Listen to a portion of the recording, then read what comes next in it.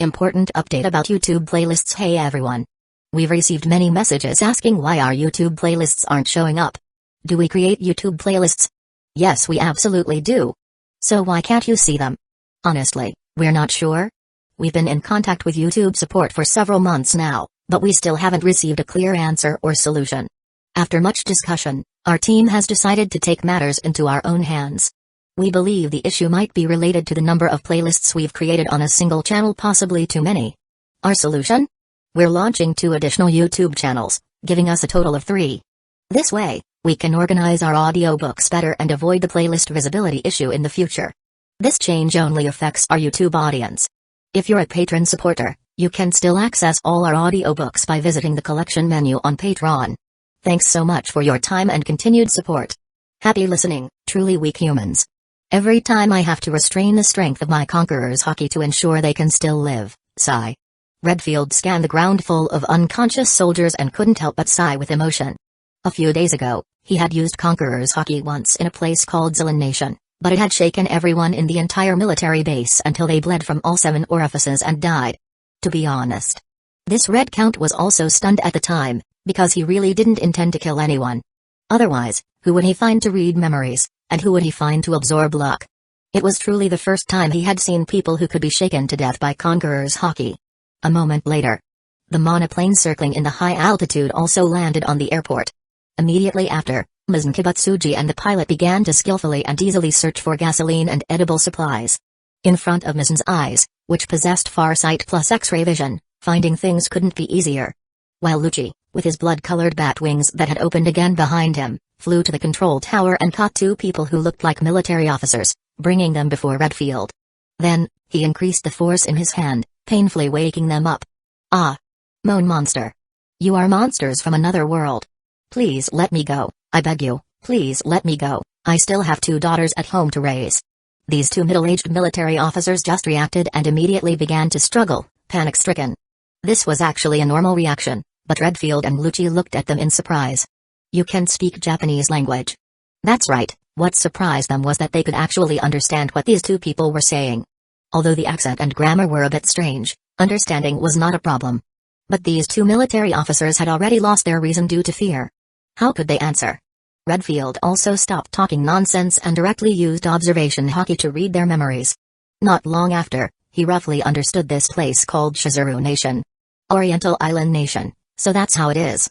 Is it another other-world version of Wano Island? He had previously heard from Lucci and Mizan Kibatsuji about Hinamoto in the Kabanrai world and Giopenji Nation in the Demon Slayer world. He didn't expect this world also had one. At the same time, he also saw Avane, Mikasa, and others transferring planes in their memories. This is great, the problem of communication seems to be solved. I will immediately report the situation to the Otherworld Strategy Committee. Captain Rasky happily revealed a cool and handsome smile. Go ahead. This old man is also about to begin. Redfield gave those 2 Shizuru Nation military officers a slap, then instantly turned into a red after image, quickly sweeping past the soldiers who had fainted on the ground.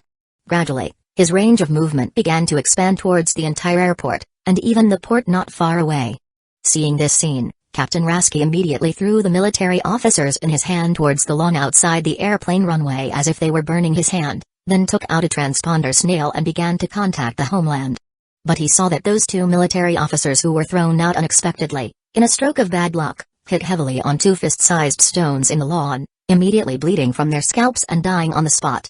Even though within a radius of tens of meters, there were only those 2 isolated stones. Chapter 461, Ren's Final Plan. Between the vast sea of clouds, stood majestic, snow-capped mountain peaks towering into the clouds. From a higher viewpoint, one could see that this was a snow mountain range covering an extremely vast area, shaped like a supersized pyramid. It stood between the sky and the ground, forming a magnificent scene of peaks converging and surging. Here was the snow domain Sacred Mountain where Sagramatha Peak, the highest point in the giant world, was located. Its main peak reached nearly 9,000 meters, allowing people to appreciate its solemn and sacred majestic mountain peaks even from hundreds of kilometers away. Yet, in such a harsh environment with treacherous terrain, coldness, and steepness, a biplane was seen flying rapidly from a distance. Under the constant buffeting of the wind and snow, it landed shakily on the middle section of the mountain peak, at an approximate position of 4,000 meters above sea level. Bang! The cabin gate opened, and two people wearing thick winter clothes walked out one after another. Phew, as expected, the climate here is relatively better in April and May. Ren walked a few steps on the accumulated snow under his feet, gazing excitedly at the azure sky above and the endless snow-capped snow mountains. He had always dreamed of seeing these magnificent sceneries with his own eyes. Now, it had finally come true. At this moment, he was so free, so happy, that Mikasa, who was following behind and watching his back view, was stunned, because she could feel the joy coming from his heart. Yes, Ren, what he truly wants is this, to freely travel and see the sceneries of various places in the world, but he can never let go of his bond with Paradise Island, with the Eldians. So Mikasa chose silence, trying her best not to disturb him, because she knew that Ren's time was running out. Just like that. The two of them spent about 20 minutes together quietly on this high mountain in the frozen wasteland, until Ren turned his head and showed a brilliant smile. Mikasa, I really like this kind of peaceful life. What's even better is that we can enjoy this life for about 3 more days. 3 days? Mikasa let out a long sigh and asked. Can't we keep running? Didn't you say you still have a year of lifespan? We could before, but not anymore. The other side has sent a being suspected to be the god of light. Even if we keep changing airplanes, we'll be caught up in 4 days at most, then defeated and captured. Ren turned his head back, his deep black eyes looking towards the east, and said with a complex gaze. Although I really don't want to admit it, their world can indeed be called the Divine Realm. Since that's the case, it's better to choose a final battlefield for myself as the place of death. This is the highest point in the world, with the most free air. It's quite good. Death? Mikasa let the wind and snow blow against her face, her black short hair scattered. She covered her mouth in disbelief, looking at Ren. Didn't you just say you would only be captured? She had originally thought she could accompany Ren for another year, even if it was in prison.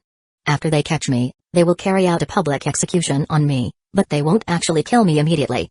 Instead, after the execution, they will give me to a certain Eldian to be eaten. Ren calmly recounted his tragic result, his expression showing no emotion. This way, they will smoothly obtain the power of the 9 Titans. And in the memory of that successor, I saw that the Eldians were living even more miserably and abjectly than before. It's just that I couldn't see the memories after that.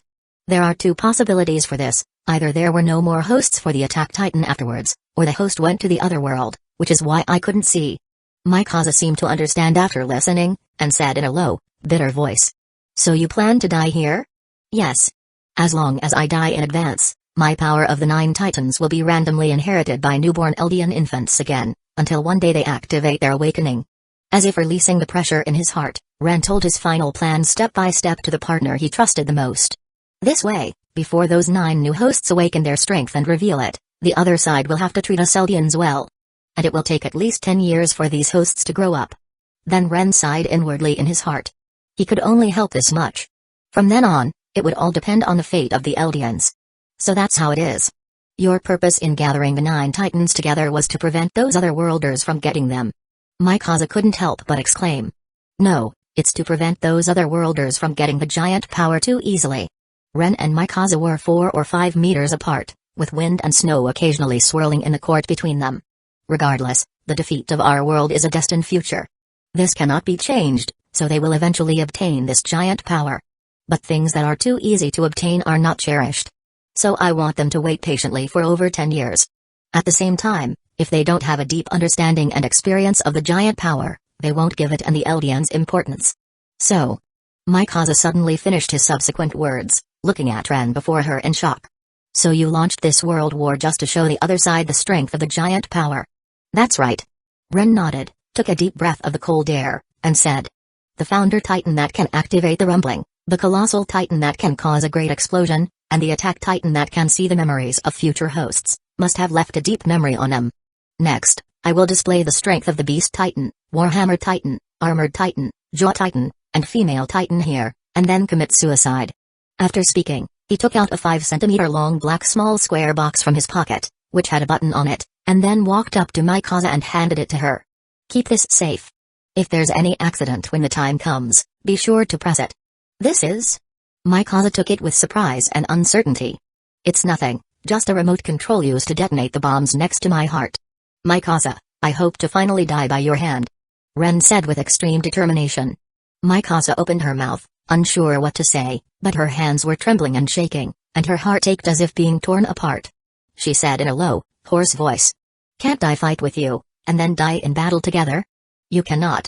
Ren shook his head, reached out and stroked the girl's cheek, which was slightly red from the cold wind, a smile on his face.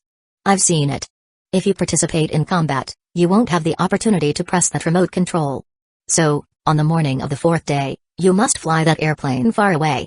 So, don't let me down, okay? Feeling the warm palm on her cheek, Mikaza could only nod and agree with difficulty to Ren's request. Okay. Chapter 462, The Ultimate Giant on the Peak. Sea Star Mainland, within the Command Department meeting room of the Supreme Military Command. Kong, Ryman, Sengoku, Zephyr, and Tsuru sat around a meeting table displaying a virtual, three-dimensional real-time sandbox model. Minister Kong sat at the head, his muscular arms crossed over his chest. He scanned the other four and asked in a deep voice. It's time to make a decision. Should we let Sakazuki create a few active volcanoes on the western front to block the rumbling? My opinion is still against it. The western front is too close to the Stargate. If we turn this place into a magma hell, it will definitely cause us huge trouble later. Minister Tsuru stated her thoughts without hesitation. But besides that, what other means do we have? Marshal Raymond frowned, looking displeased at Minister Tsuru across the table. Now, apart from monsters like Garp, Whitebeard, Big Mom, Kaido, and Bullet, the other officers, including Crocodile, have no stamina left to continue resisting the endless stream of wall titans. And even Garp and the others, how many more days can they last? How about we switch to Aokiji using his awakening? Iceberg should also be able to block those giants. Zephyr suggested. No, I've already asked him. Sengoku shook his head, maintaining his brain's thought process as he spoke. Kyuzen said it's no problem for him to directly freeze those wall titans. But it's difficult to freeze them with icebergs created by his awakening, because these wall titans' bodies constantly emit high-temperature steam, which is enough to resist the invasion of the iceberg's cold air. As he spoke, a flash of inspiration suddenly sparked in his eyes. A moment later, he laughed with some excitement. That's right. It doesn't matter if the iceberg's cold air can't freeze those giants. As long as we build an ice wall that's tall and thick enough, that's all we need. Ice wall? Minister Kong and the others were startled. After pondering for a few seconds, they realized it made perfect sense. Their side didn't need to only think about how to kill all these giants, blocking them would be enough, wouldn't it? The latest intelligence transmitted by the 5 elders last night stated that Ren Yeager could only live until next year at most. They could completely block them with walls and then wade slowly, which would also allow their officers enough time to rest. Although this felt a bit stifling. The dignified world government being forced to this extent by this so-called the rumbling was truly a bit hard to adapt to. Then let's do that. Have Kyuzen go build the ice wall and isolate this peninsula zone. Oh, and have that kid Bullet help out too. His combine fruit ability can definitely help with this. Marshal Raymond was also satisfied with this method and laughed as he slapped the meeting table. But at this moment, Minister Kong, sitting at the head, spoke lightly, saying, Alright, this old man will issue the order to the front line now. This choked Marshal Raymond's laughter. He felt that Kong was hinting that he was the supreme commander, and his expression immediately turned ugly. After all, he was the marshal of the 3 forces before, the direct superior of Kong, the fleet admiral. But Sengoku and the others didn't seem to notice Marshal Raymond's expression and continued discussing the battle situation with each other, while Kong the Iron Fist picked up a transponder snail to transmit the order. In the end, among the 5 people present, only he, Ryman, was not from the Marines. On the other side, as the order from the command department was issued, Kyuzen could only obey and came to the western front. After circling the battlefield twice on his ice storm pheasant, he scratched the back of his head, looking troubled. This isn't easy. Kyuzen found that to isolate this peninsula, he would have to build a diagonal line from the northwest to the southeast, and the length of this line was estimated to be over 100 kilometers long. It would actually be easier for him to turn this entire peninsula into a cold polar region. He could just fully activate his ice fruit awakening.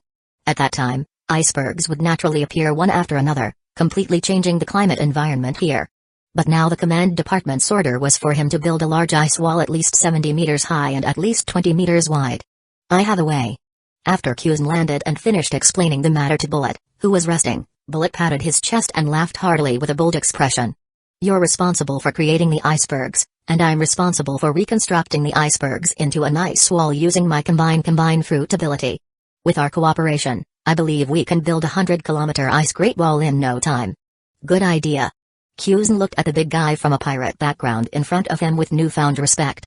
He didn't expect this guy's brain was quite good, and it would indeed save him a lot of time and energy. On the other side, just as the Stargate side was preparing to build an ice great wall to isolate the rumbling, thousands of kilometers away in the high altitude, a golden flash suddenly appeared. Moshi, this is Kizaru. Do I need to adjust direction next? Borsellino, wearing a blue justice coat, asked the transponder snail in his palm lazily with a twisted mouth. The transponder snail looked at him calmly and replied, "No need. This old man's feeling tells me the other party hasn't changed their flying direction." Okay, Borsellino sighed, used element transformation again, turning into a mass of golden photons, then vanished from the spot in the blink of an eye. The next moment, he had appeared in the air 12 kilometers away. Just like that, after flashing 3 times in a row, he took out the transponder snail again and asked the same question. To be honest, he was already annoyed. Ever since he joined this pursuit team for Ran Yeager or whatever, he had been doing almost the same thing. It wasn't just boring, but also mentally exhausting. And on a monoplane 2,000 kilometers away from him, Redfield was sitting in front of a square table, then casually tossed the coin in his hand over his head, watching it land on a certain position on the world map. Snowy Sacred Mountain, still here? Captain Rasky, sitting beside him, looked at the coin's position in surprise, while Mizan Kibatsuji stood nearby, using his glint fruit ability to stare at Borsellino, ensuring the other party's position and their airplane were on the same line. It must be said, the current Mizan Kibatsuji was as humble as henchman. Redfield's mouth curved up with interest, and he smiled. The other party hasn't moved for 3 days. They probably don't want to run anymore. They are waiting for us, or rather, waiting for Kizaru. Waiting for Admiral Kizaru? Is this giving up, or do they have some means they plan to use? Captain Rasky stroked his chin, deep in thought. Let Kizaru face this question himself. At the speed of our airplane, by the time we arrive, everything will basically be over. Redfield picked up the transponder snail and explained the situation to Borsellino on the other end, finally laughing in a teasing tone. You can go at full speed now. Good luck, Admiral Kizaru. Finally going to meet that Ran Yeager? That's the person who blew up Admiral Black Rhino. He must be very scary, right? Borsellino had a twisted mouth expression of surprise mixed with slight nervousness. This expression was immediately mimicked by the transponder snail in his hand, leaving the 3 people in the cabin speechless, unsure what to say. Splat, Borsellino put away the transponder snail and transformed into a golden flash again, approaching Ren's location at a speed close to teleportation. Until the early morning of the next day. That brilliant morning sun slowly rose from the east, and bright sunlight poured down across the land. He finally arrived near the Snowy Sacred Mountain and saw a continuous range of snow-capped mountains soaring into the sea of clouds, reaching altitudes of 7 to 8,000 meters. Yo, looks like I found it. Borsellino's observation hockey immediately perceived Ranzora standing on the peak of Sagramatha Peak. However, the current Ran had already transformed into a colossal titan covered in dazzling crystal, with white armor inside, and a lot of hair growing on his cheeks. When the giant's line of sight met Borsellino's line of sight in the air, it actually bared its teeth and revealed an unpleasant, ferocious smile. This was Ran Yeager, the ultimate giant formed by combining the power of the 9 titans. Chapter 463, a scene like deja vu. On the mountain peak of the 8,848-meter snow mountain, the pure white snow shone dazzlingly with silver light, and the surging, icy cold wind whistled past.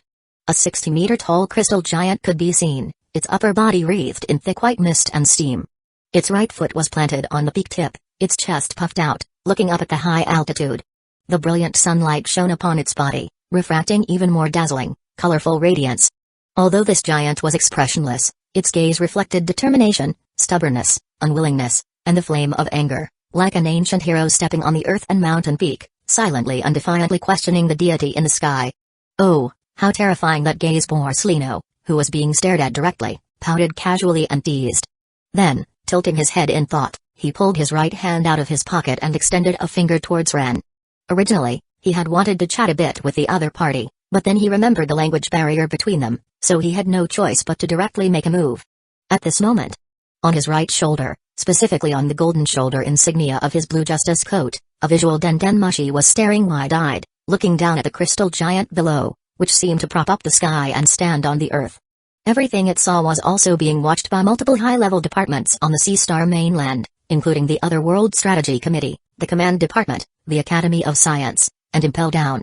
At the same time, the media division of the Propaganda Department was responsible for broadcasting it to all the citizens of several worlds, including the world, Kabinarai world, and Demon Slayer world. Even the Titan world, which had not yet been fully conquered. At this moment, under the operation of Cypher Paul members who had infiltrated in secret, virtual screens were projected into the skies above the central capitals of countries like Mali, the Middle East, and Hizuru, attracting large numbers of citizens with astonishment and drawing crowds. The five elders wanted everyone to witness the entire process of Ren Yeager being defeated, arrested, and even publicly executed in the end, using this to intimidation and warning those petty individuals who harbored thoughts of resisting the world government.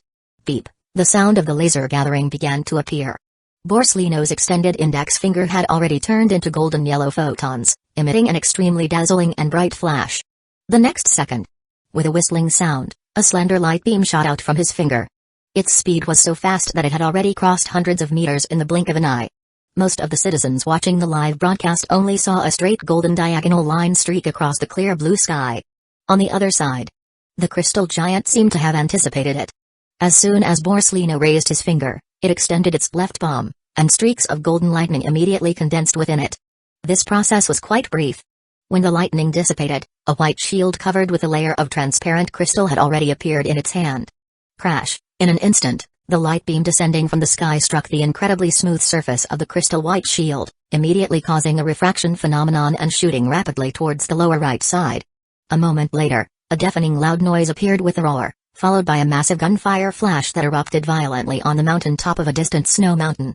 When the flame dissipated, men, women, old and young from various worlds watching the live broadcast were all dumbfounded, staring at the mountain peak that had vanished.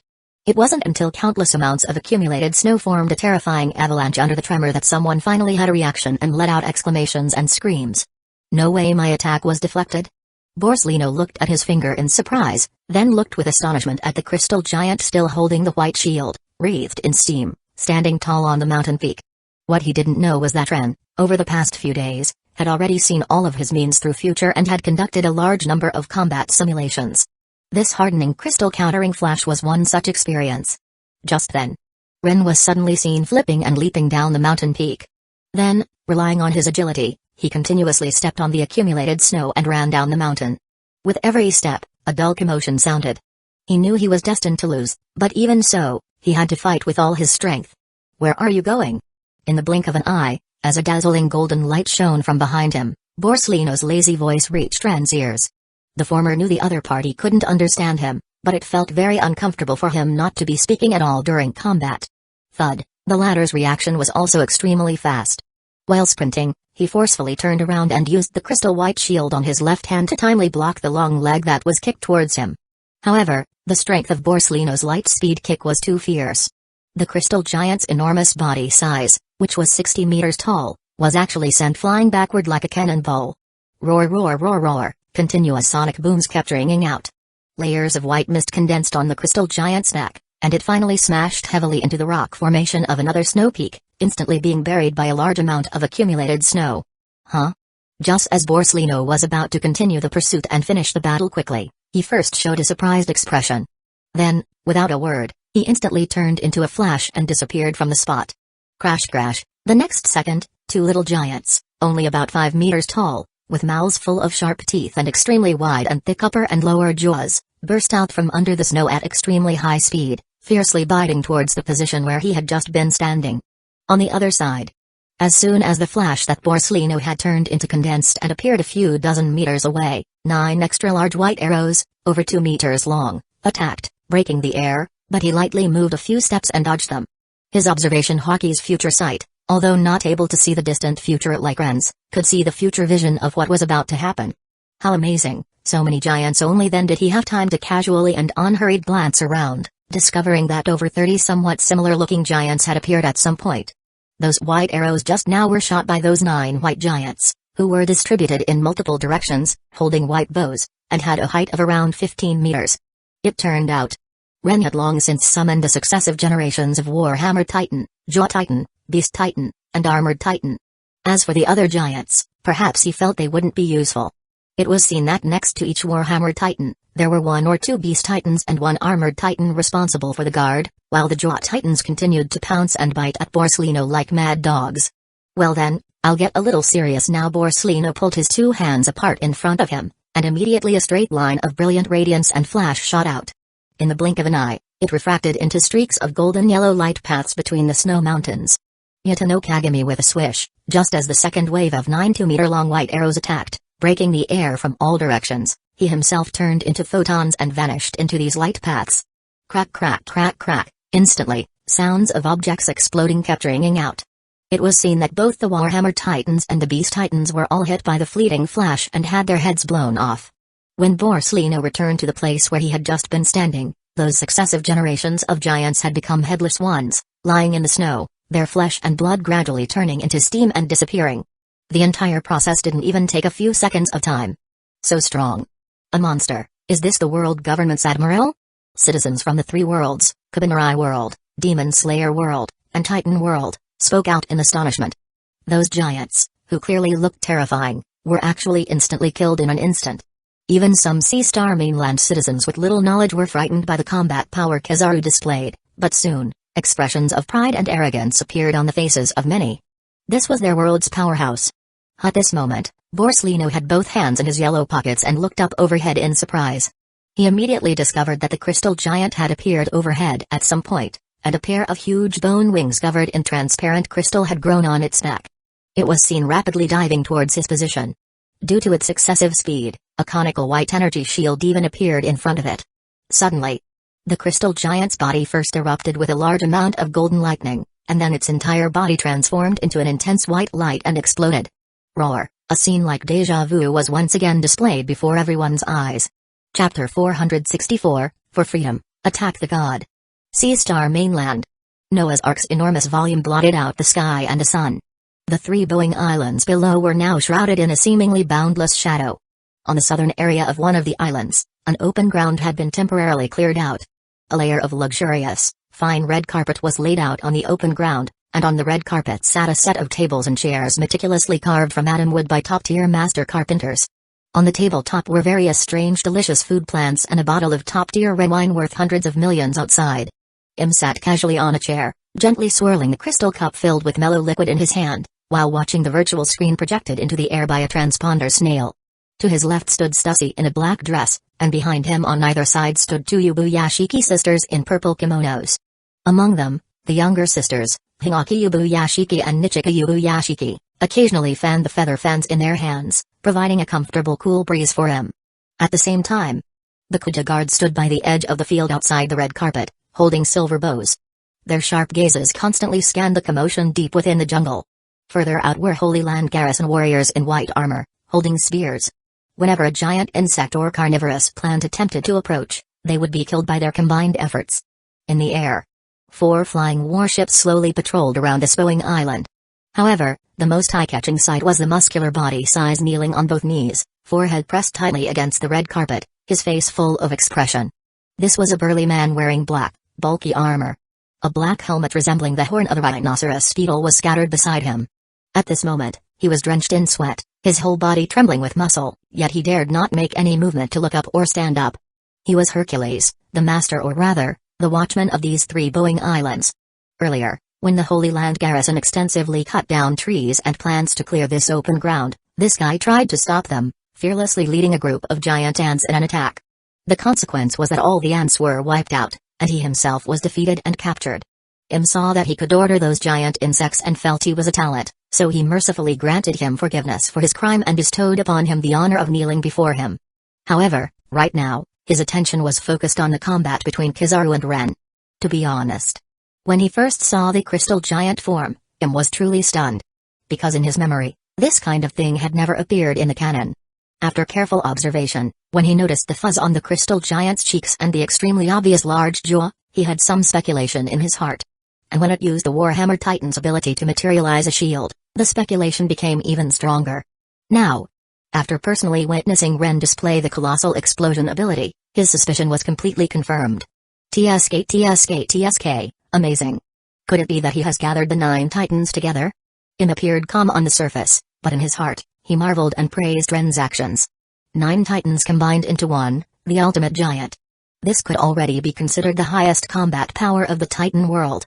And its opponent was the world government's highest combat power, Air Force Admiral Kizaru Borsalino. Look at Ran Yeager's configuration at this moment. The Founder Titan can control all giants and Eldians except the Attack Titan. The Attack Titan can see the memories of future hosts. The Warhammer Titan can create white substance and even harder transparent crystal out of thin air. The Colossal Titan can release high-temperature steam and can transform to produce steam explosion. The Beast Titan can possess the characteristic abilities of animals. The Jaw Titan has super strong biting force in its upper and lower jaw and the most agile speed. The Car Titan has exceptional stamina and can maintain the giant form for a long time. The Armored Titan has hard biological armor. The remaining female Titan is the most comprehensive, having the body with the best flexibility. What does this concept mean?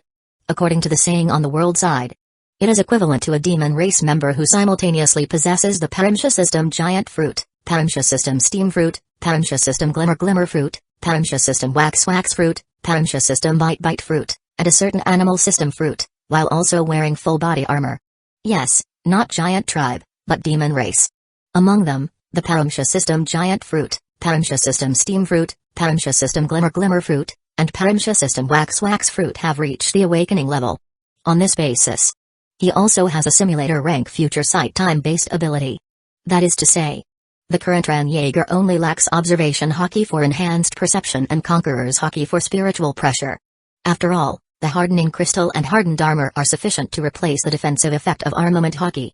I really didn't expect that the power of the Titans, which looked unremarkable, would have this level of combat power when fused together. An ordinary vice admiral would not be his opponent. Im's mood was heavy, because he saw that the virtual screen had completely blacked out. This might mean Borslino's transponder snail was taken out. What is his situation now? Although the intelligence he sent to the five elders earlier stated that the power of the Titans had no means to injure a Logia system user, frankly speaking, that was purely self-speculation, as he hadn't conducted any experiments before. At this moment, Im remembered that in the Z-movie version, Kizaru was so scared by the explosive rock thrown directly at his face that he immediately retreated from the island. So, it's really hard to say whether this kind of great explosion, which comes with a high-energy shockwave, is truly lethal to element transformation. He was currently worried that Kizaru would be directly crippled by the Colossal Titan's steam explosion, which is comparable to a nuclear explosion, or blown to death on the spot like Burndie World. That loss would be too great. A moment later, the virtual screen unexpectedly began to slowly recover footage playback. This scene not only relieved him but also made the five elders in the room of authority, the five ministers in the command department, the fleet admiral, and chairman like Kong Ming from the Other World Strategy Committee breathe a sigh of relief. The transponder snail was fine, which indicated that Kizaru was also fine. The next moment. Wow! What a terrifying explosion, you scared me, a sentence that seemed to express lingering fear, but sounded like a very unreliable, sarcastic chuckle, was transmitted through the transponder snail to various places in the four worlds. One could see Kizaru pouting his lips, with an expression of astonishment on his face, standing completely unharmed on the ground that had already melted into magma and hot earth. He tilted his head and scanned this steaming hot, super large explosion pit. This mountain peak, several thousand meters high, was like a pyramid-shaped ice cream cone, with a large chunk bitten off from a position biased towards the middle. No more snow, no longer cold. Its terrifying power was evident, having already greatly exceeded the explosion power of an ordinary Colossal Titan. Unfortunately, it seemed to have no effect whatsoever on Borslino. The transponder snail on his shoulder was assimilated into photons using his awakening ability, which was why it wasn't affected at all. Your move is a bit grand. Then, my side is also about to begin. No. More Akimo above. The crystal giant flapped the huge bone wings behind him and flew in the air. Seeing Borslino below pull his hands together in front of him, creating an extremely dazzling golden light sword out of thin air. The next moment, his right hand also extended forward. Amidst the constantly flashing golden lightning, a white sphere wrapped in transparent crystal appeared in his palm. Ren knew that he simply couldn't injure the god of light before him. Even so, he still had to reveal his weapon. Roar. The huge bone wings behind him flapped their wings. His 60-meter colossal body size, accompanied by bursts of sonic booms, squeezed the layers of chi walls before him, quickly transforming into a dazzling white meteorite and falling down. With the power of the Titans, for freedom, attack the god. Chapter 465, Specialty Resources of the Titan World. Regarding the century-long combat on Mount Sagramatha, the groups most concerned were the higher-ups and citizens of the Titan world. Everyone was hoping that Ran Yeager would achieve the final victory. This way, their world would also have a powerful combat power capable of intimidation against those other world invaders. To be honest, this was quite ironic, considering that for hundreds of years before this, they had always feared the existence of Giant. For this reason, they scornfully referred to the Eldian as descendant of the devil, and even forced them together in a containment zone called Liberio in Marley, constantly monitored and isolated by many soldiers. They even demanded that every Eldian was not entitled to any privacy. If needed, they would definitely send them as suicide squads to step onto the most bloody and cruel bloodbath, and no one cared if their sacrifice was meaningful. Because everyone felt that these Eldian people were atoning for the crime of their ancestors. But now, they were placing all their hope on an Eldian, and relying on his power of the Titans from the bottom of their heart. In contrast, aside from the other World Strategy Committee responsible for the mission to arrest Ren, the higher-ups of other department in the world government were no longer paying much attention to this combat. Because the 5 elders, Kong, Ryman, Sengoku, Zephyr, Tsuru, and others had also discovered that Ren's ultimate giant lacked an ability similar to armament hockey, making it impossible to hit Kizaru, who was a flash human. What good were more superpower if you couldn't hit your target? As for competing in stamina, that was even more ridiculous. Leaving aside whether Ren's stamina could outlast Kizaru, did he really have the strength to hold back Kizaru? Therefore, the outcome of this combat had already been decided, it was merely a matter of time. Thus, the world government began to shift its attention to the Ice Great Wall being construction through the cooperation of Kuzan and Bullet. Originally, this was built to block the rumbling from approaching the Stargate. But the 5 elders felt that this thing was actually quite good. After all, they needed a branch zone no matter which other world they were in. Just like the Ojaka Peninsula in the Kabanari world, the original Geopenji nation in the Demon Slayer world, now the second special zone, this Titan world could also develop this Black Peninsula. However, this idea was immediately rejected as soon as it was reported to Lord Imu. Sea Star Mainland. Lord Imu, who was strolling leisurely on the Boeing archipelago, admiring various delicious food plants, carnivorous plants, and giant insect, sighed inwardly. This is the advantage of a transmigrator. Otherwise, who knows how much time the world government would waste waiting for them to discover the important value of Paradise Island themselves. He had just ordered the 5 elders to establish the world government's branch on Paradise Island. As for the Stargate's position issue, he would find time to go to the Titan world to change it. At the same time, he also informed the 5 elders about the 4 major special resource of Paradise Island. What 4 major special resource? 1. The Eldian ethnic group itself possesses extremely high value.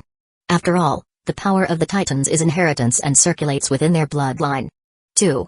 Ice Burst Stone. This is the energy for the omnidirectional mobility gear and Thunder Sphere. This thing is very interesting, much like biological combustible ice. It self-evaporates in a normal temperature environment. The most interesting thing is its generation principle.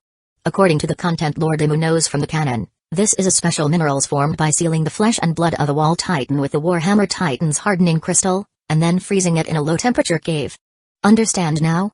Because the wall titan's body itself generates high-temperature steam, without the suppression of a low-temperature environment, it naturally self-evaporates. And when it touches the hardening crystal outside and mixes with it, it turns into a highly efficient gaseous energy similar to high-energy gas. The most crucial point is that Ice Burst Stone is theoretically a renewable clean energy. Ultimately, wall titans were essentially molded by Mir in the coordinate space. So, as long as the white sand in the coordinate space isn't used up, they can be manufactured infinite. Of course, the assistance of the Warhammer Titan is also needed, but that's even less of a problem. Founder Titan can summon and control the Warhammer Titans of successive generations at any time. As for the low-temperature environment, hey, just find a winter island anywhere on the Grand Line. 3. Black Gold Bamboo. This is also a biological resources unique to the Titan world, and like Ice Burst Stone, it is also a renewable special minerals. This is a type of bamboo that grows by absorbing underground metal elements year-round. It is as light as thin paper, as hard as steel, and at the same time possesses elasticity and flexibility. The central government of Paradise Island used it as the main material to manufacture the omnidirectional mobility gear, including the steel cables that are fired out and the half-blade sword used to cut the nape meat of giant. Don't be fooled by how easily the cervicore blade cut the flesh and blood of those pure Titan.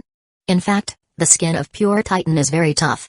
Blade made of ordinary steel or rifle bullet cannot cut through the skin at all. Only these half-blade sword, thin as cicada wings but extremely tough and sharp, can easily achieve this.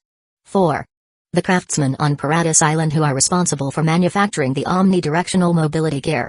Don't think that just because you have Ice Burst Stone and Black Gold Bamboo, anyone can just come and make the stuff. From the trigger to the fan mechanism that propels the compressed gas, and then to the device that launches the cable and the controllable fastener at the cable's front end, every single part possesses a black attribute level of technology.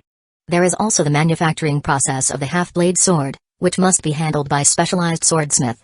Therefore, these craftsmen are also extremely important special resource. Besides these, there are actually two other types of people worth noting, but in Imu's view, their important value is not comparable to these four types of resources. Firstly, there are the so-called Giant Association scholar and experts in Marley. It is said that they have been researching the body and ability of Giant, but if you ask what they have achieved, it seems they have only figured out the body structure and basic situation of Giant. As for deeper discoveries, they don't know as much as he, Imu, does. However, a Giant expert is indeed needed, but he doesn't want those association scholar from Marley.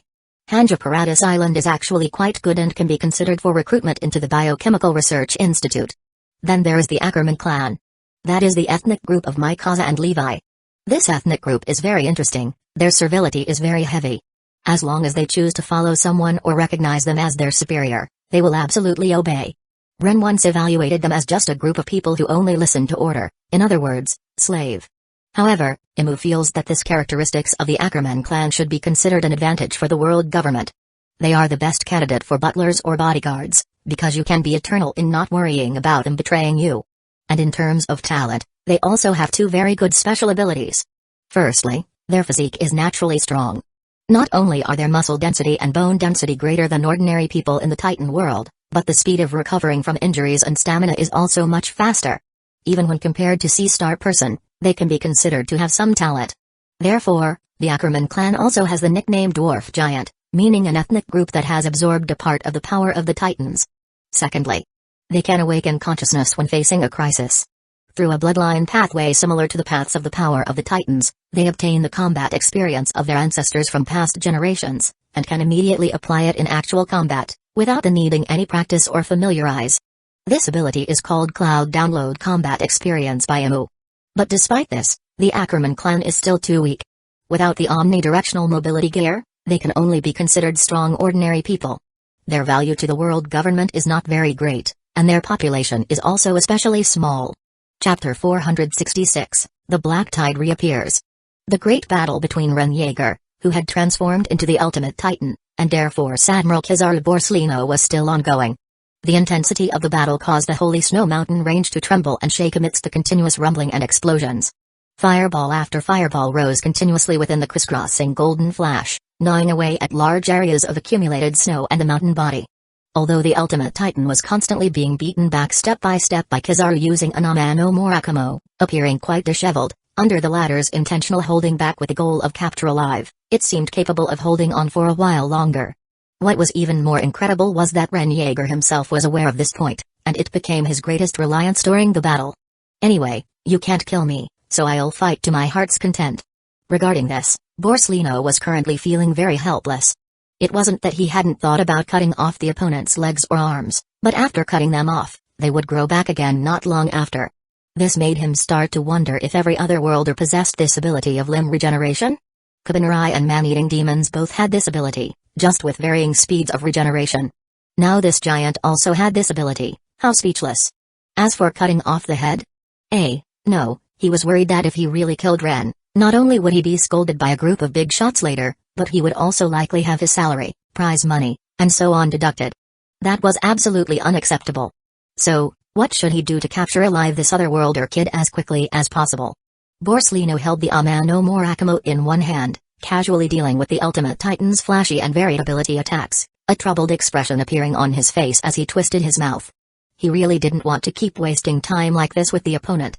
At the same time, the massive medium stargate still stood in the center of the Black Peninsula, connecting the two ends of the world.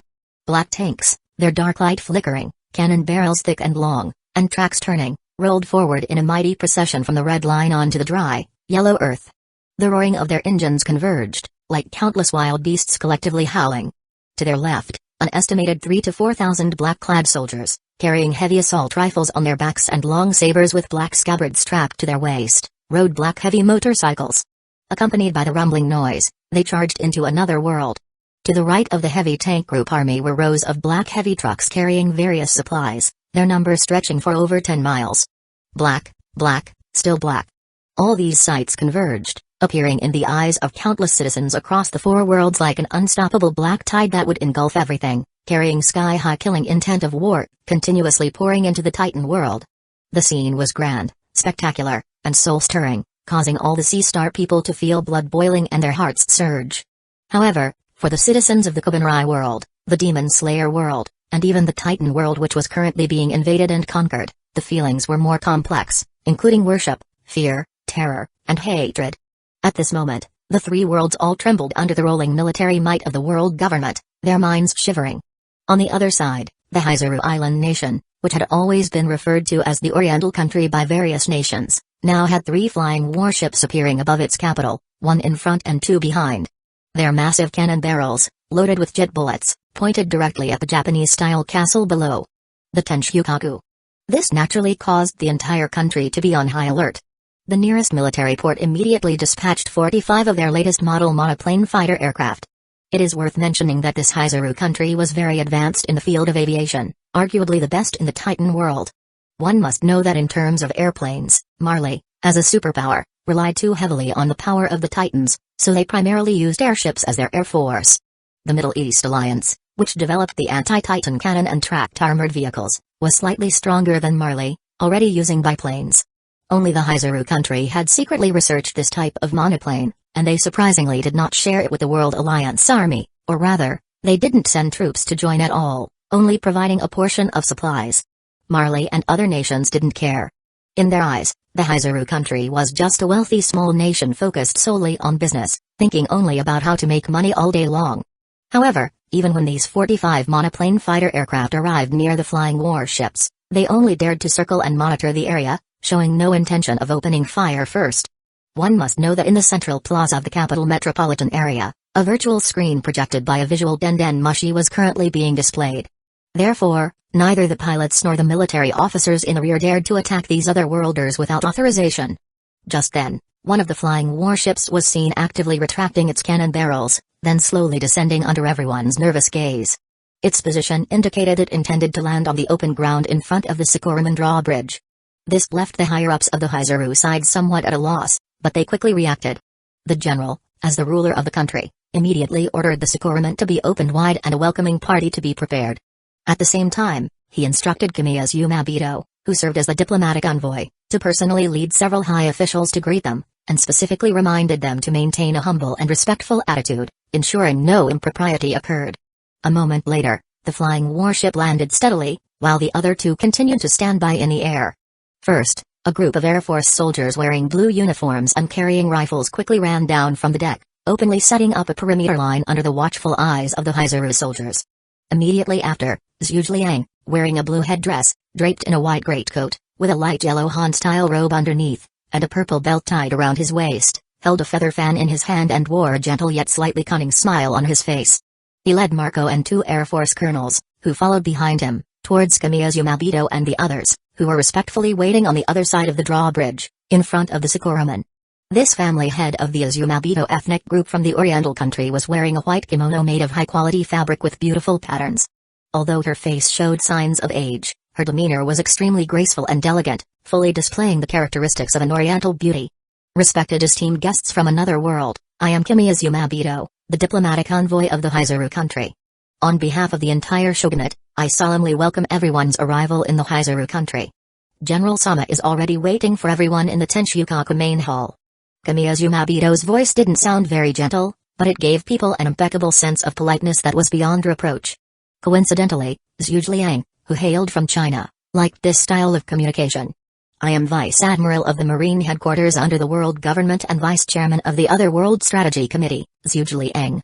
I have come this time to offer your esteemed country an opportunity to serve the world government, because your language seems to allow communication with us, right?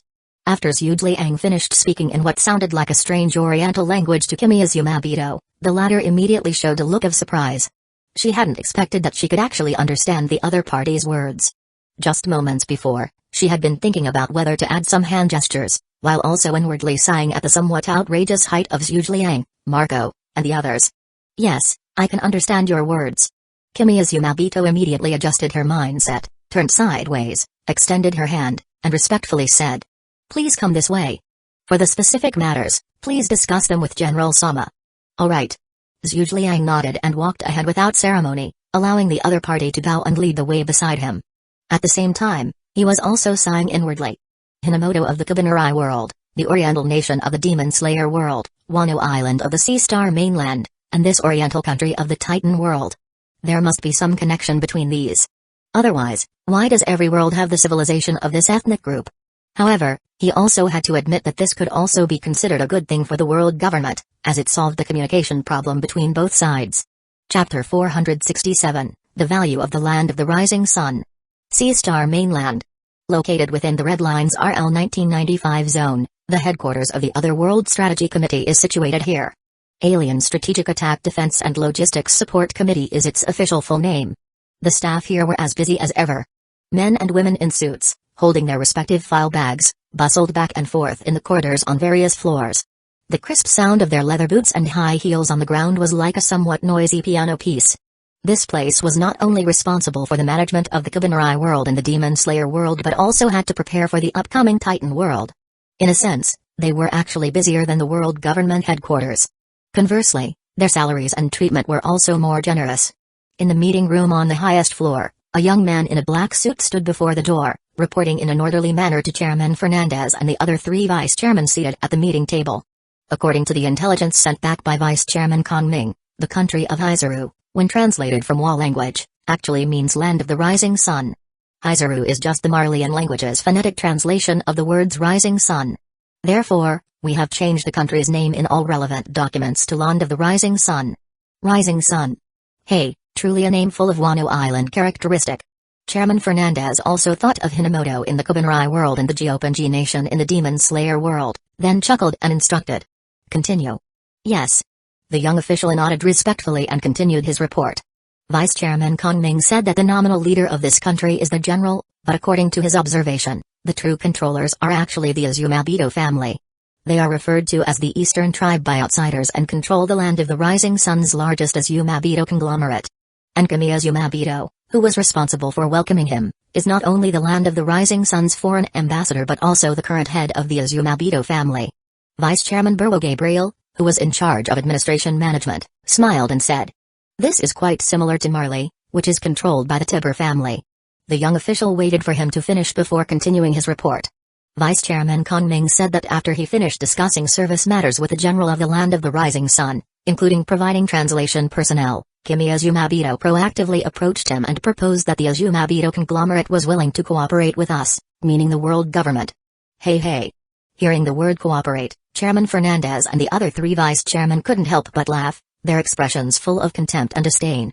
Vice Chairman Marin Whifflard, who was in charge of financial management, sneered. It seems this Kimi Azumabito hasn't fully realized the stance she's in yet. From beginning to end, the world government had no intention of cooperation with these defeated other worlds, but rather purely conscription and seizure.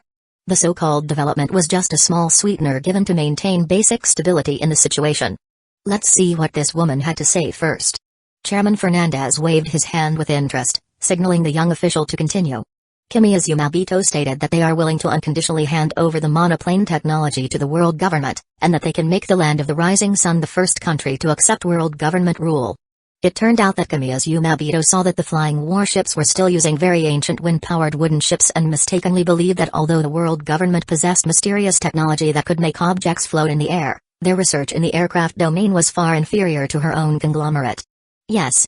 The monoplane was a product developed by the Azumabito conglomerate itself. If the Land of the Rising Sun wanted it, they had to pay and buy it from them. Monoplanes, hasn't the Academy of Science already developed them? Vice Chairman Hobson Samuel, who was in charge of judicial work, looked at the young official in surprise. The latter nodded calmly and replied. It's likely that Kimi Azumabito hasn't seen them yet, so she believes we don't have the relevant technology. The world government's monoplane was the latest technology recently researched by Dr. Wolf of the Academy of Science, based on the biplane from the Demon Slayer world. This is the same doctor who built the submarine for Trafalgar Law in the canon future and even began exploring aircraft. The airplane that Redfield and Mizun Kibutsuji rode was the first-generation model that he and his Submarine Research Institute team urgently produced. Sounds a bit strange, right? The problem is that only Dr. Wolf in the Academy of Science has some understanding of airplanes, so although he is the dean of the Submarine Research Institute, he also serves as the dean of the Aircraft Research Institute.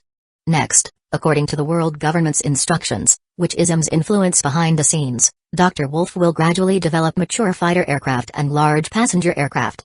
The fighter aircraft are naturally for the Air Force headquarters, while the passenger aircraft are planned by the world government to be used only within the 4 seas. The Grand Line mainly uses ships, but they are gradually being changed from wooden ships to iron ships. In the future, when the sea train is developed, the sea railway transportation network can also share a portion of the transportation needs. I see. However, the aircraft R&D personnel from the Azumabito conglomerate can be considered for transfer to the Academy of Sciences Aircraft Research Institute after review. Chairman Fernandez said thoughtfully. The value of airplanes is clear to all the world government higher-ups. Besides greatly improving transportation efficiency, even an ordinary person with little combat power can utilize the airplane's inherent combat capability to play a role on the battlefield after some operation training. Over in the Demon Slayer world, aren't the technology researchers from various countries gathered at the Academy of Science branch in the second special zone? We can do the same in this Titan world. But Chairman, the order issued by the 5 elders is to make Paradis Island a world government branch zone. Vice Chairman Burwo Gabriel looked at Chairman Fernandez with a worried tone. Also, we will later have to eliminate all forms of organizations and regimes in the Titan world outside of the zones under our jurisdiction. What about this land of the rising sun? That is indeed a problem. Chairman Fernandez frowned, then shook his head and said, I don't have the authority to make decisions on this arbitrarily. I need to request instructions from above. The greatest value of the land of the rising sun to the world government lies in its people. Not only can they communicate with our side using Japanese language, but they can also provide translation services for various countries.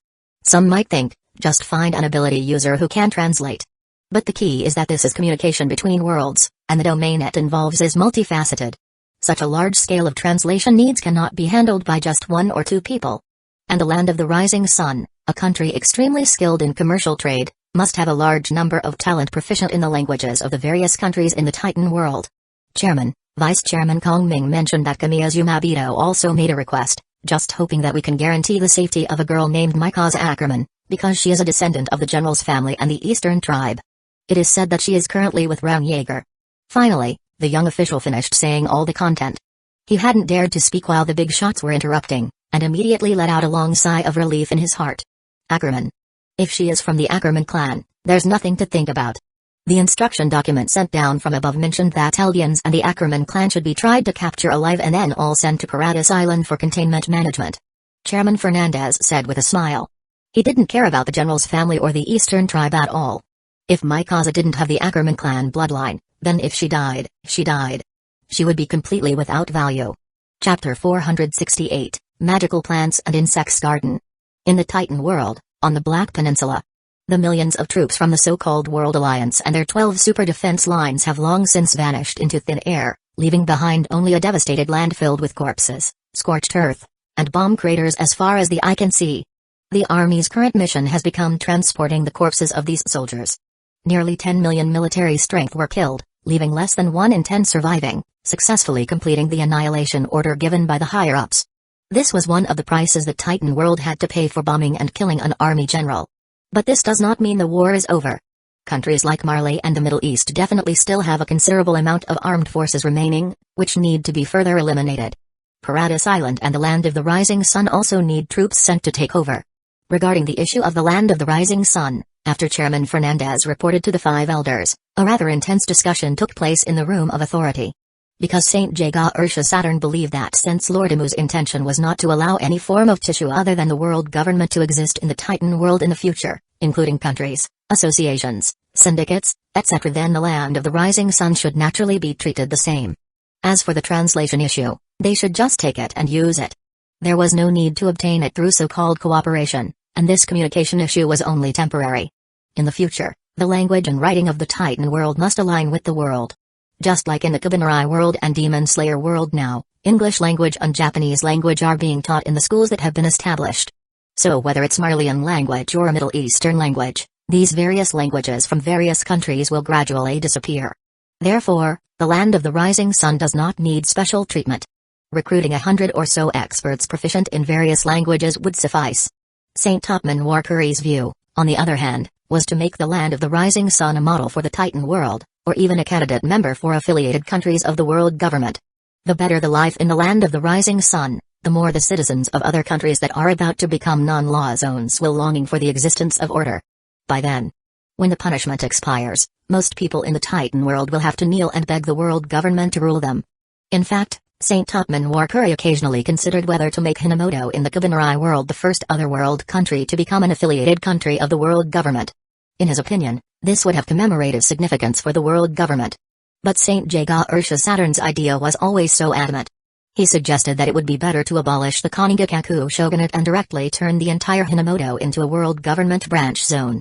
Just like the Geopanji nation in the Demon Slayer world, kick that damn emperor directly off his chair and make him abdicate. In his opinion, any other world country that is not qualified to be respected by the world government is not qualified for affiliation. So, how does one gain respect? It's simple. Strength.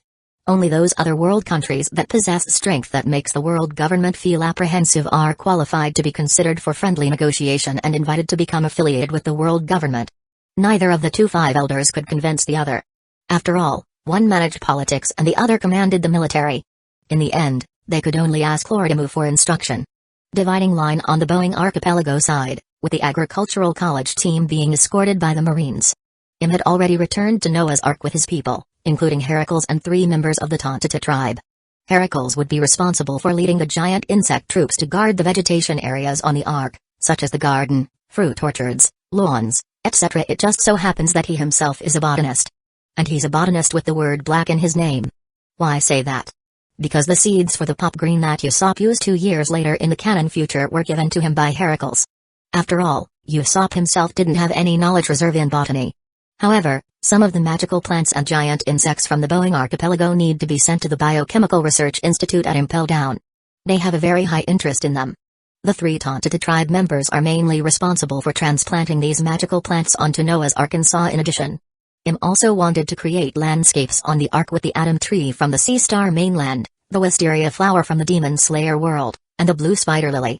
In the future, various magical plants from the myriad worlds with strange appearances and strange abilities will be planted on the 4th floor of Noah's Ark, forming a magical plants and insects garden covering an area of 10 square kilometers.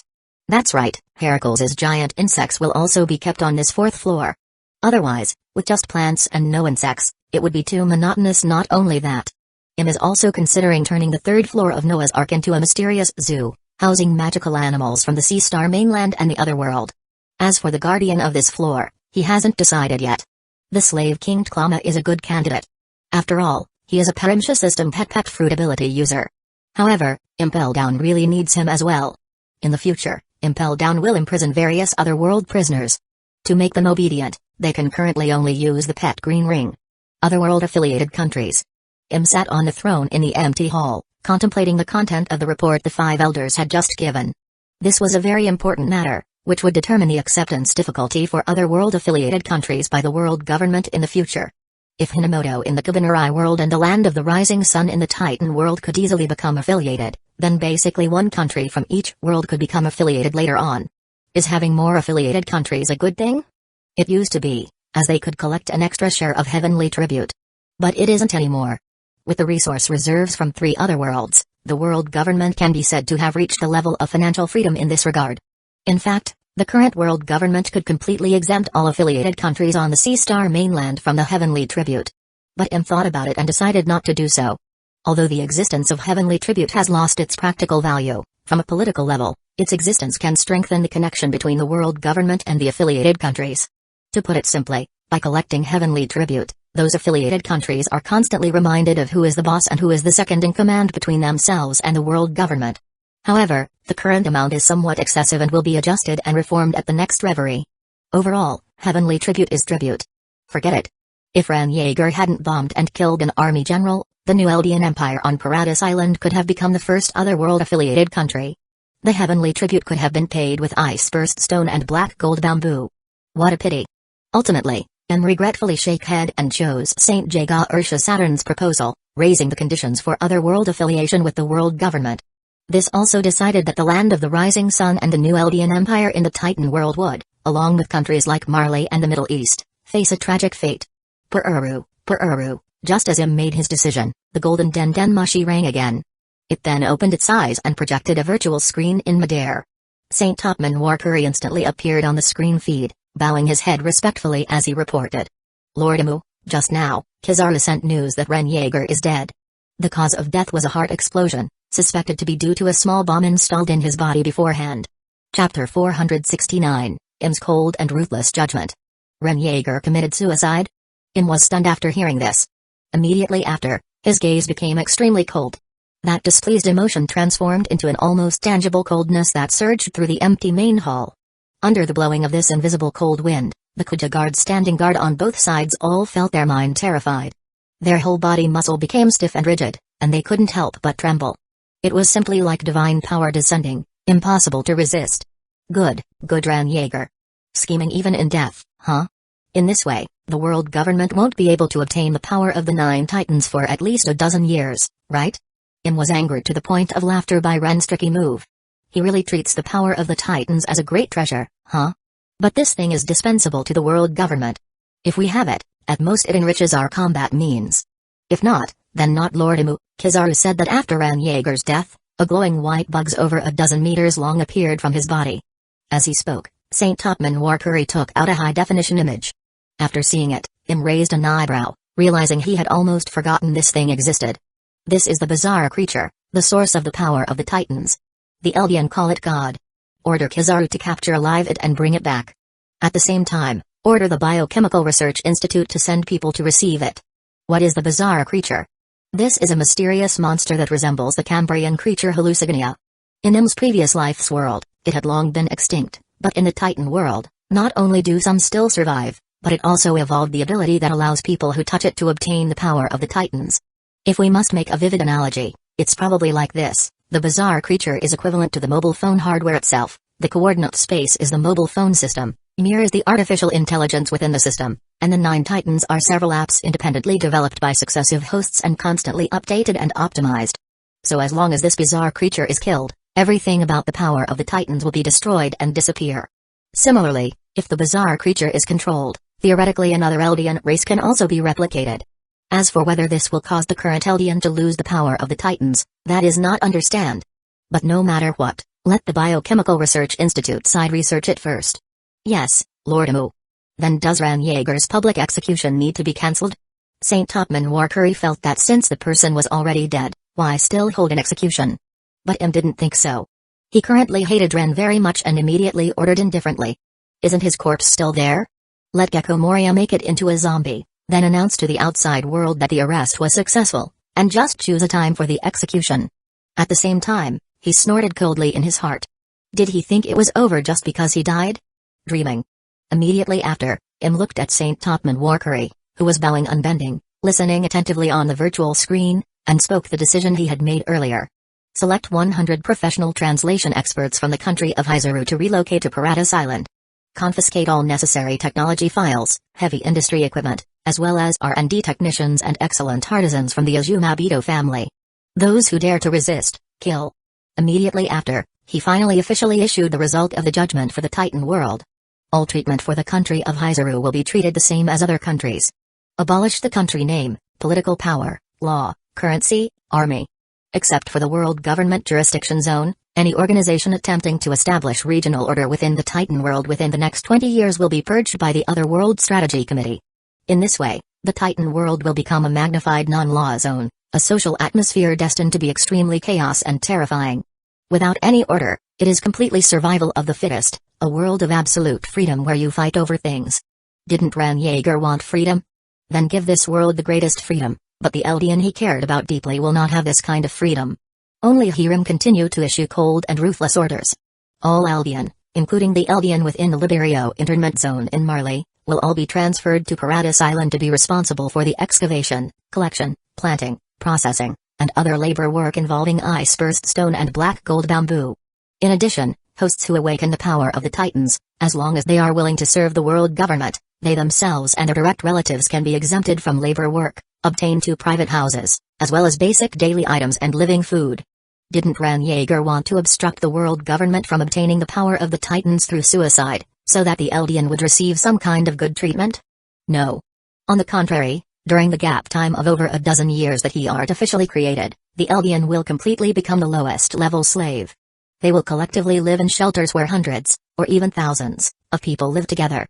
Without any privacy, no marriage, 2 meals a day, they will not obtain medical treatment help, etc. until the new generation of 9 Titans hosts are gathered and have accumulated enough merit for the world government. Only then might they be liberated, regain basic human rights, and become ordinary citizens. After hearing M's series of punishment content, Saint Topman Warcurry's face showed no trace of emotion. He didn't even blink. In his opinion, this was the Titan world's own doing.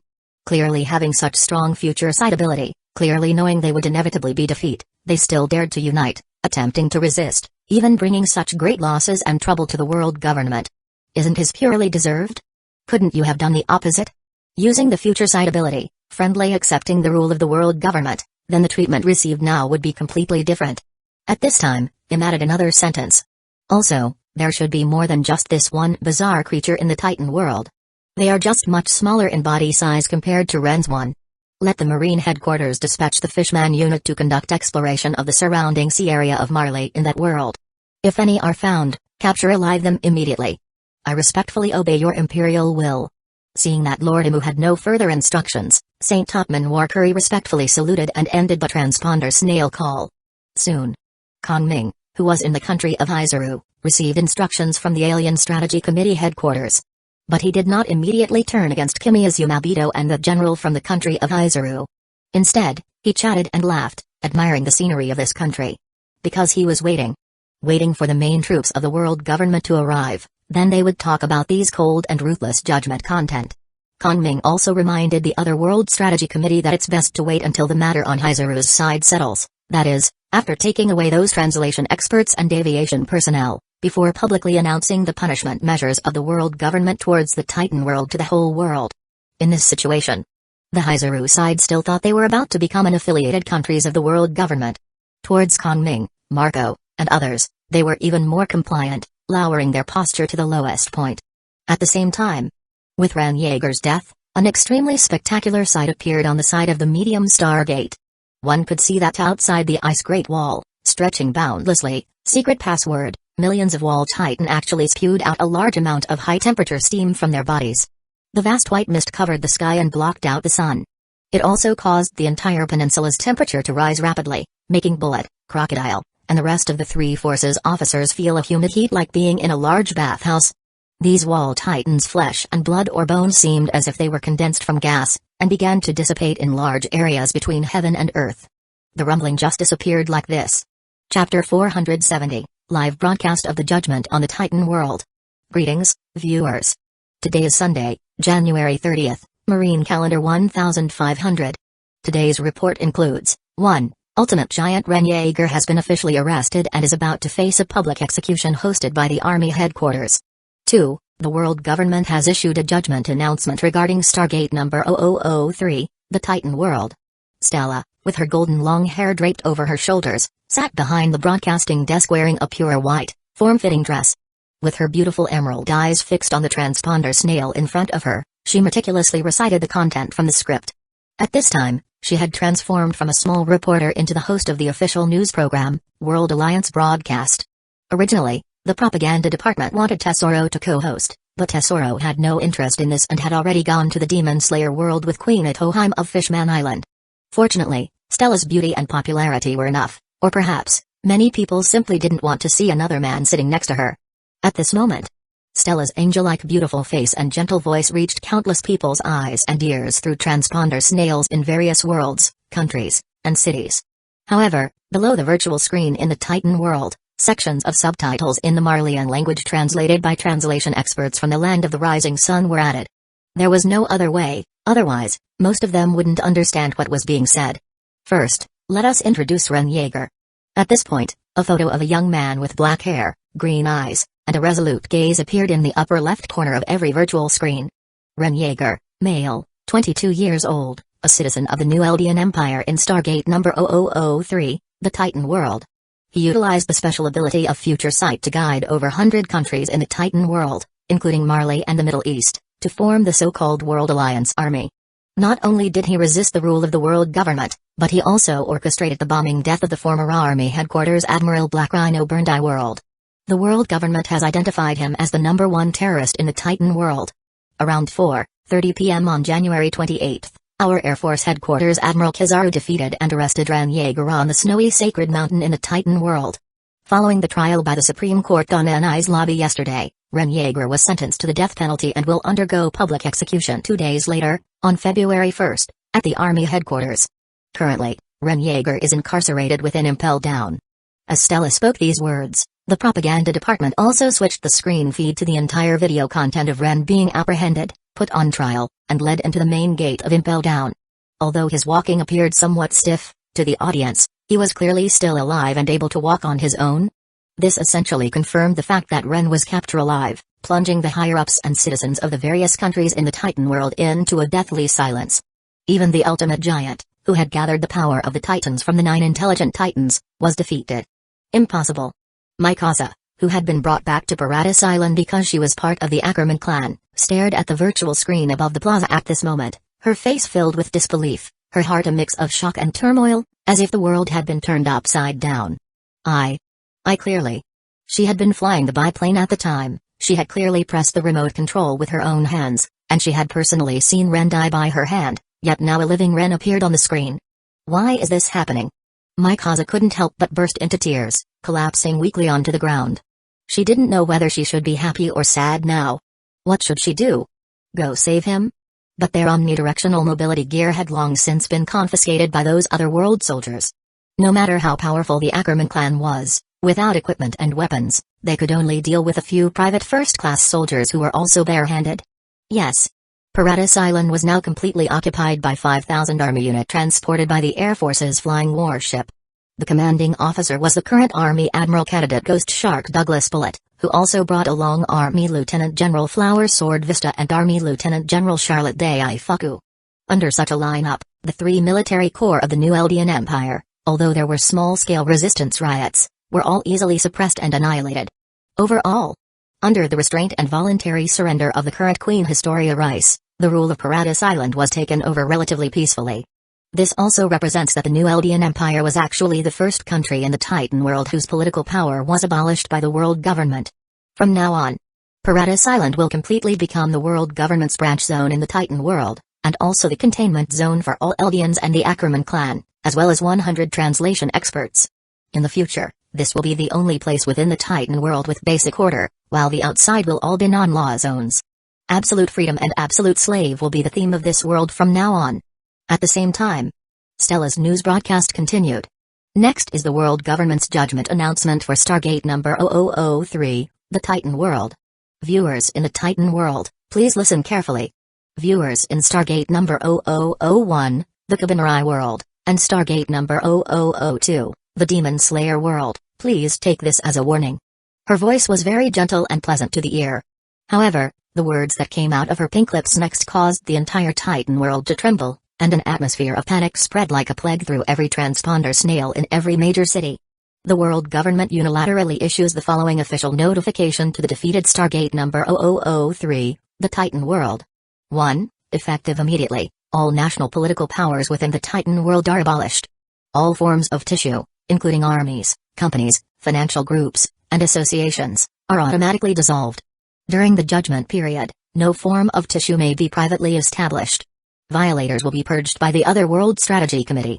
2. Effective immediately, within the Titan world, outside of areas under world government jurisdiction, all forms of law, rules, and regulations and rules that contribute to the formation of social order are completely cancelled. 3. Effective immediately, the currency of all countries within the Titan world no longer holds any value, nor can any transactions be conducted using currency. The private creation of any form of currency is prohibited during the judgment period. 4. The above judgment is valid for a period of 20 years. Upon expiration, all citizens of the Titan world are required to hold a public vote on whether they are willing to accept world government rule. If the voting result reaches over 80%, they will obtain world government citizenship and enjoy all human rights, responsibilities, and obligations. Stella put down her script and spoke with utmost seriousness to the audience in front of all the virtual screens. Viewers of the Titan world, congratulations on obtaining absolute freedom without any laws and rules constraints. Eldians of Paradise Island, you need to atone for the grave crime committed by your leader, Ren Yeager. Finally, she bowed towards the transponder snail camera. Wishing everyone in the Titan world to soon become official citizens of the world government. Also, a reminder to viewers in other worlds, no matter when or for what reason, do not defy the rule of the world government. Only under the flag of the five-circle cross will everyone's life be better. Today's World Alliance broadcast has finished airing. Thank you for watching. 3 seconds after her voice fell, all the virtual screens in the 4 worlds disappeared, plunging all 4 worlds into a deathly silence simultaneously. The citizens of the various countries in the Titan world were petrified on the spot, looking up motionless, staring blankly and foolishly at the sky. What did this mean? From now on, there would be no countries, no law, and no army? Then they. Chapter 471, enters the Titan world. Marley's capital, Central City. As Stella's beautiful appearance disappeared in midair, after about 20 to 30 seconds of silence, someone finally couldn't help but scream. Some also angrily shook their fists at the sky and cursed, all sorts of vulgarities spilling out. But more people realized something was wrong and quickly ran home. Their panicked expressions and actions were as if doomsday was about to arrive. Or rather, the entire Titan world exploded. Even though the world government had only just announced the content of the judgment and hadn't taken any actual operation, they had already begun to descend into chaos. Although many police on the street were shouting loudly, performing their duty and trying to maintain the basic order of society, the power of fear was too strong. Everything they did was like tiny mantises blocking the wheels of a cart. Meaningless. It was only when the army stationed in the capital from various countries entered the scene that the riots and tremors throughout the city were temporarily stabilized. The upper-class nobles frequently communicated with each other via telegram, hastily discussing countermeasures. But the problem was that the World Alliance army of millions had already used up their assets. Now only the troops responsible for staying behind remained. It was clear that facing the world government's strength, which was akin to a deity, they knew the army was useless. So what now? Negotiate? Don't be ridiculous. Didn't you see the world government's judgment announcement just now? They intend to destroy them. Gradually, under the psychology of despair, the nobles from various countries began packing their property, preparing to flee with their family and a portion of the army. In their view, the world was so vast, they could just find the deep mountains and old forests or an underground fortress anywhere. But the Other World Strategy Committee had long been prepared for this. As mentioned before, Cypherpol personnel had already infiltrated the capitals and major cities of every major, powerful, and wealthy country. The virtual screens that had just broadcast the world broadcast were projected by the musing visual Den Mushi. Now the first phase of the mission was complete. Next, it was time to begin the second phase of the mission. Operation. As the order from the Alien Strategy Committee headquarters simultaneously rang out in the headphones of every Cypherpol agent hidden in the shadows of the cities. They no longer hid themselves, turning into streaks of black afterimages and rushing out from various corners, then brazenly attacking and killing the targets they had long been watching. Among them, the slab-style low-rise building where the Tiber family resided and the military central command in Marley's capital, Central City, were the top priorities. Who's there? Enemy attack. Fire. Fire. These two places naturally had quite a few guard soldiers. As soon as they discovered the aggressively approaching men in black, their expressions changed. First, they habitually shouted warnings. But as the distance between the two sides got closer and closer, the killing intent emanating from the men in black and the coldness in their eyes assailed them like a cold wind. Driven by biological instinct, the soldiers no longer waited for instructions from their superiors. They quickly raised the Mosin rifles in their hands and pulled the trigger. In an instant, a series of gunshots mixed with the sounds of grenade explosions completely alarmed the entire Central City. Citizens one after another peered out from their windows, looking fearfully towards the central zone. This was the capital of the superpower Marley. Were the country and order really going to disappear? Thud. One man in black standing at the building entrance casually used a finger to pierce through the foreheads of 2 soldiers. On the other side, his colleague kicked out a tempest kick, cutting 4 or 5 soldiers in half at the waist. Glancing up into the air, another colleague was stepping on moonwalk, flying towards the floor where the Tiber family lived. The 3 of them were a team, responsible for apprehending and taking the Tiber family to live on Paradise Island. This was because this family was also Eldian, and furthermore, it was a family that secretly controlled Marley. To put it bluntly, it was also a financial conglomerate. However, their scale was much, much larger than the Azumabito family of the Land of the Rising Sun. They were simply not in the same league. This wasn't over. One after another, the Air Force's flying warships were bombarding Marley's military bases in various places. Since it was the strongest country in this world, it naturally bore the brunt. Similar things were happening in the Middle East Alliance headquarters and the capitals of various countries. Everywhere, there were barely visible black shadows moving at high speed, slaughtering group after group of noble families and guard troops. Don't look at how these Cypherpol members weren't specifically responsible for assassination missions like Cypherpol 9 agent, But dealing with these weak and powerless ordinary people was more than enough. Even those holding firearms, or even soldiers with grenades hanging from their waist, were no different from lambs to the slaughter in their eyes. One paper arts was enough to dodge all incoming bullets head-on. One instant transmission was enough to easily dodge thrown grenades, or directly kick them back, causing their own demise. At the same time, if one were to look down from high altitude at the entire Titan world at this moment, they could clearly see 9 streams of black torrents of steel, completely composed of heavy tanks, heavy motorcycles, and heavy trucks carrying large numbers of army soldiers, rolling up sky obscuring yellow sand and smoke and dust, surging forward with a roar towards multiple directions of Marley and the Middle East Alliance. The continuous rumbling sound of 3 types of engines converging swept across heaven and earth, shaking all directions. Their aura was like black tigers condensing in the sky above, roaring in all directions. And the commanding officers of each troops were all served by army lieutenant generals and rear admirals such as Crocodile, Charlotte Oven, Onigamo, Doberman, Shiryu, Dalmatian, and Charlotte Cracker. Among them, one could also see the Wind Hashira, Sanmai Shinazugawa, and the Flame Hashira, Hyojiro Rengoku, from the Demon Slayer world, as well as Mima Amatori from the Kabanrai world, serving as Crocodile's adjutant and staff officer. These people from other worlds who were previously conquered by the world government also began to shine and contribute in the world government's army, conquering other worlds under the flag of the 5-circle cross, on the other side. At the medium star gate, Garp, Newgate, Linlin, Kaido, Kizaru, Okainu, and others were currently with the nearby garrison troops numbering over 100,000, looking up at an airship that was almost filling the Stargate, slowly entering this other world. Didn't they say the celestial dragons could no longer leave Mary Joyce? What's going on? Garp looked at the celestial dragon's hoof on the side of the hull in surprise. He was quite familiar with this large ship. Isn't this the Noah's Ark that he personally pushed up to the sea surface from 10,000 meters below the seabed back then? But who among the people in the court could answer his question? Even Charlotte Linlin and Kaido, who were accustomed to being arrogant, all chose to remain silent, quietly watching it squeeze in little by little. There was nothing they could do. They had already joined the world government and naturally had greater reservations about the celestial dragons. But they didn't notice that Edward Newgate was looking at the Noah's Ark with an extremely complex gaze. Because he knew that the master of this giant ship was the true world's strongest man. Whoa! The next second, Borsellino exclaimed, but no one paid attention to his small actions, because everyone's line of sight was attracted by the Noah's Ark, which had suddenly become several times larger. There was nothing they could do.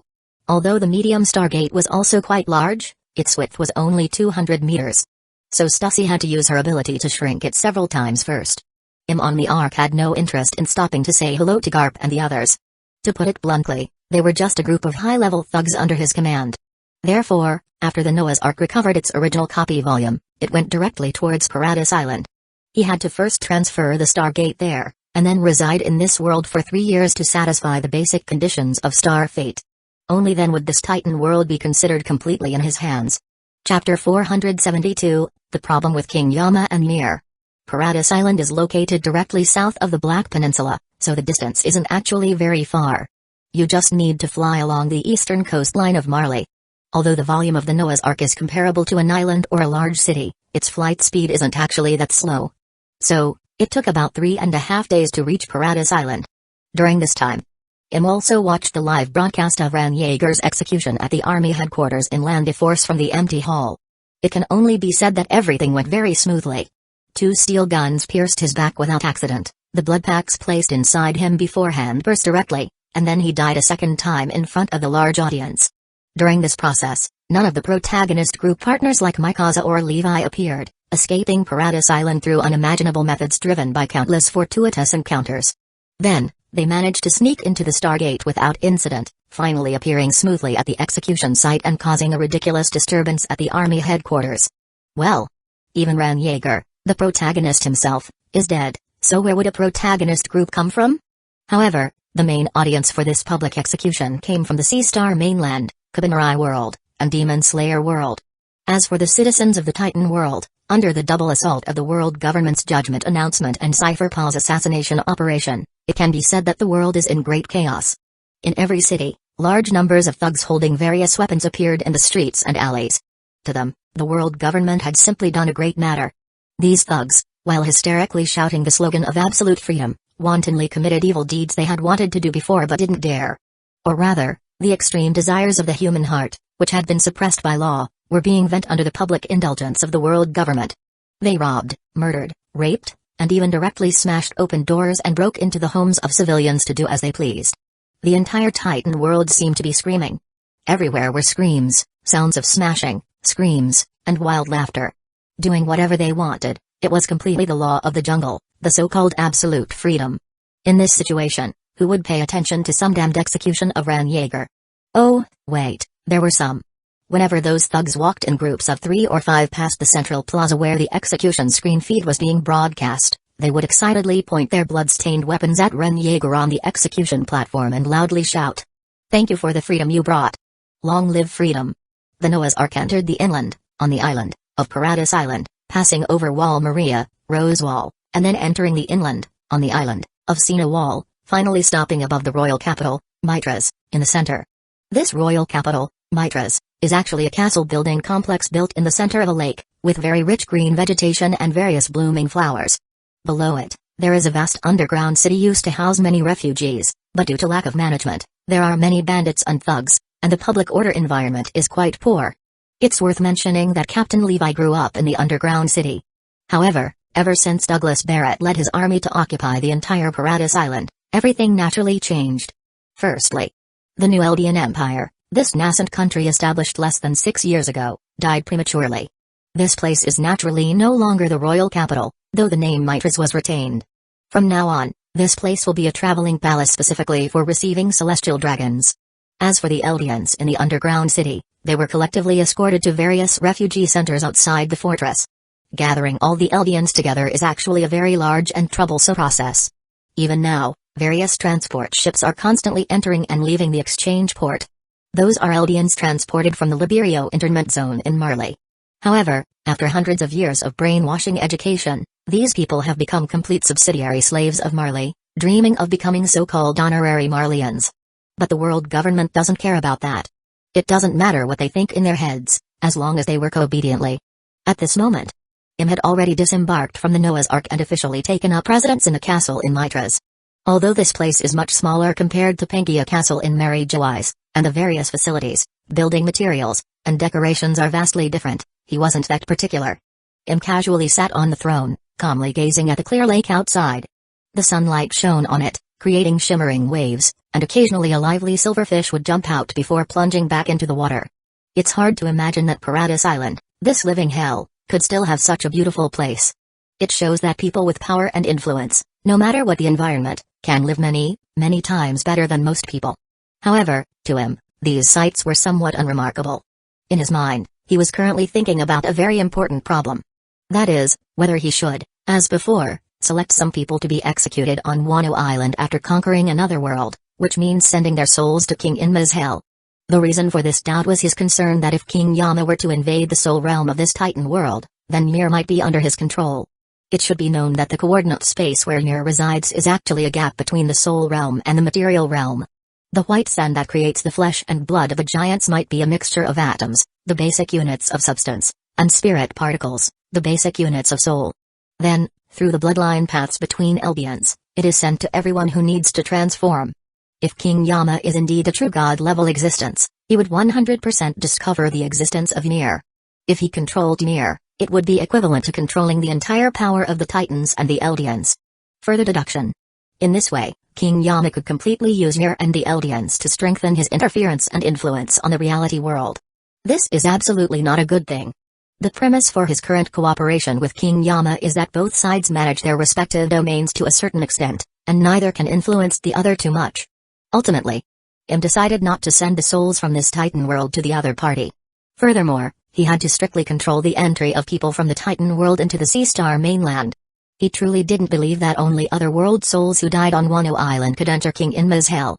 What about those who died elsewhere? But how should I deal with this Ymir? Just as Im was about to sink into thought again, Yubu Yashiki Hingaki, wearing a red floral ornament similar to a Chinese knot on her head, walked into the hall and reported in a gentle voice. Lord Im, the former queen of the New Eldian Empire, Historia Rice, has been brought. She is currently waiting outside the hall for summons. Bring her in. A flicker of light flashed in Im's eyes. This Historia Rice was the key. He thought he could contact Ymir in the coordinate space through the spirit world of this royalty. Of course. The premise is that the other party is willing to communicate with him, but no matter what, he had to try.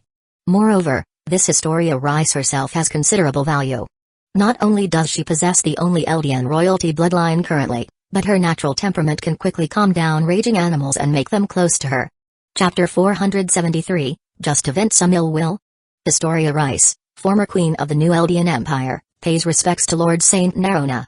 A blonde girl with a golden crown on her head, her hair styled up, and a red cape with white fur trim draped over her shoulders, lowered her jewel-like azure eyes and performed the etiquette of royalty and nobility with utmost seriousness. Her height was estimated to be less than 1.5 meters, making her appear quite petite and delicate. But that expressionless look added a touch of coldness to her demeanor, and paired with her clear gaze that shimmered with firm resolve, it surprisingly gave him, who was seated on the throne, a feeling of seeing Artoria. At this moment, he even faintly anticipated her saying to him, "I ask you, are you my master?" Speaking of which, this queen before him was also a warrior who dared to fight pure titans with twin swords, and she also bore the responsibility for the citizens of a nation. This piqued him's interest in her actively seeking an audience. Although he had probably guessed what she was going to say. "Esteemed world noble, celestial dragon lord, I plead for you to bestow mercy upon the pitiful Eldians and exempt us from the judgment and punishment imposed upon us by the world government." Historia waited for the translation expert from the land of the rising sun to repeat her words in Eastern language. When she saw that on the throne remained noncommittal and did not respond, her heart sank. She had already learned about the status of the celestial dragons within the world government through various channels, so she believed the hope of the Eldians rested on him. Suddenly, she actually knelt down directly, her smooth, fair forehead touching the cold floor, painstakingly forcing out one heavy sound after another. As long as you are willing to promise that the world government will treat the Eldians kindly, I am willing to serve you as a slave or a maid, dedicating everything I have to you." At this moment, the golden crown on the head of this Eldian queen appeared so dim and lusterless, no matter how the sunlight outside shone upon it. The atmosphere in the hall gradually became serious. When the translation expert from the land of the rising sun finished translating, trembling with fear, coldly looked down at Historia, still without saying a word. A moment later, "The world government's judgment announcement cannot change overnight. The Eldians must pay the corresponding price for Ann Yeager's actions. This is unchangeable." A high and cold voice echoed in Historia's mind. In her astonishment, her eyes suddenly widened, and she abruptly raised her head to look at him, only to find the translation expert standing aside, completely unaware. As mentioned before, Im's 3 colors of hockey had long reached a realm that even those outside referred to as the highest combat power had not achieved. Not only were they fully integrated, but they also possessed most of the special abilities of observation hockey.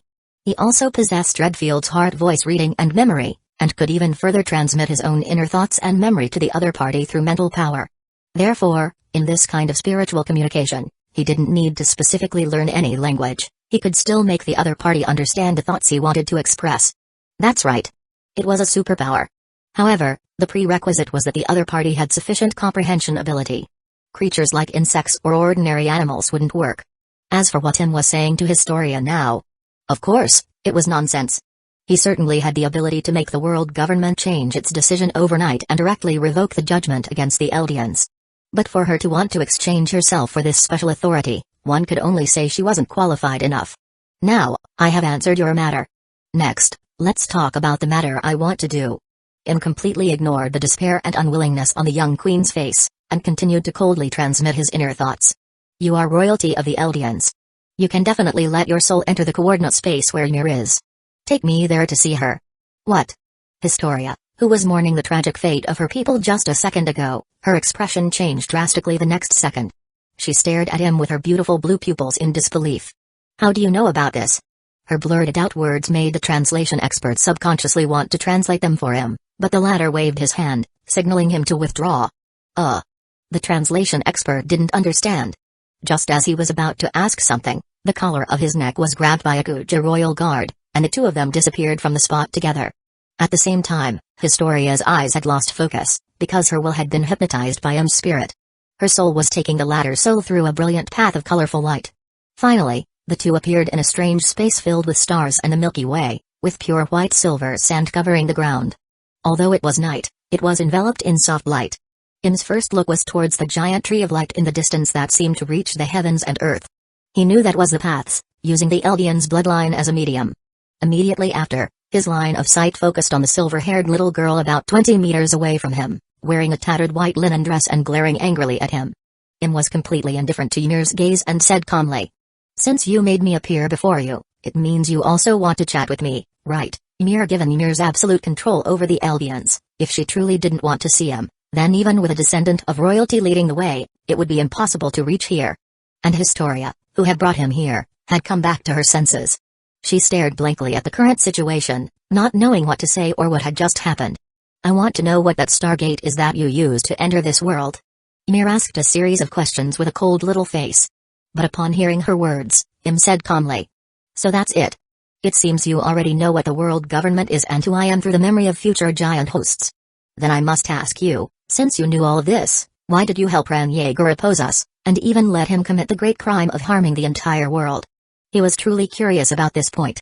"Humphrey, you shattered my hope of soon obtaining freedom. Are you not going to allow me to vent some ill will?" Ymir turned her head away displeased, retorting with a tone full of resentment. Was startled for a moment upon hearing this. And when he used his heart voice reading ability to unknowingly learn her thoughts and feelings, he was even more surprised. "You actually just wanted to vent some ill will, so you hid the relatively good future from Ren, making him only see this worst future? That's why he was so determined to fight us? Good heavens, what the hell kind of childish action is this? No, there is no concept of time in this coordinate space. No matter how much time passes here, it is only an instant outside. Therefore, Ymir's psychological age is likely still stuck at the age before her death. It's just that kid Ren is too pitiful, isn't he?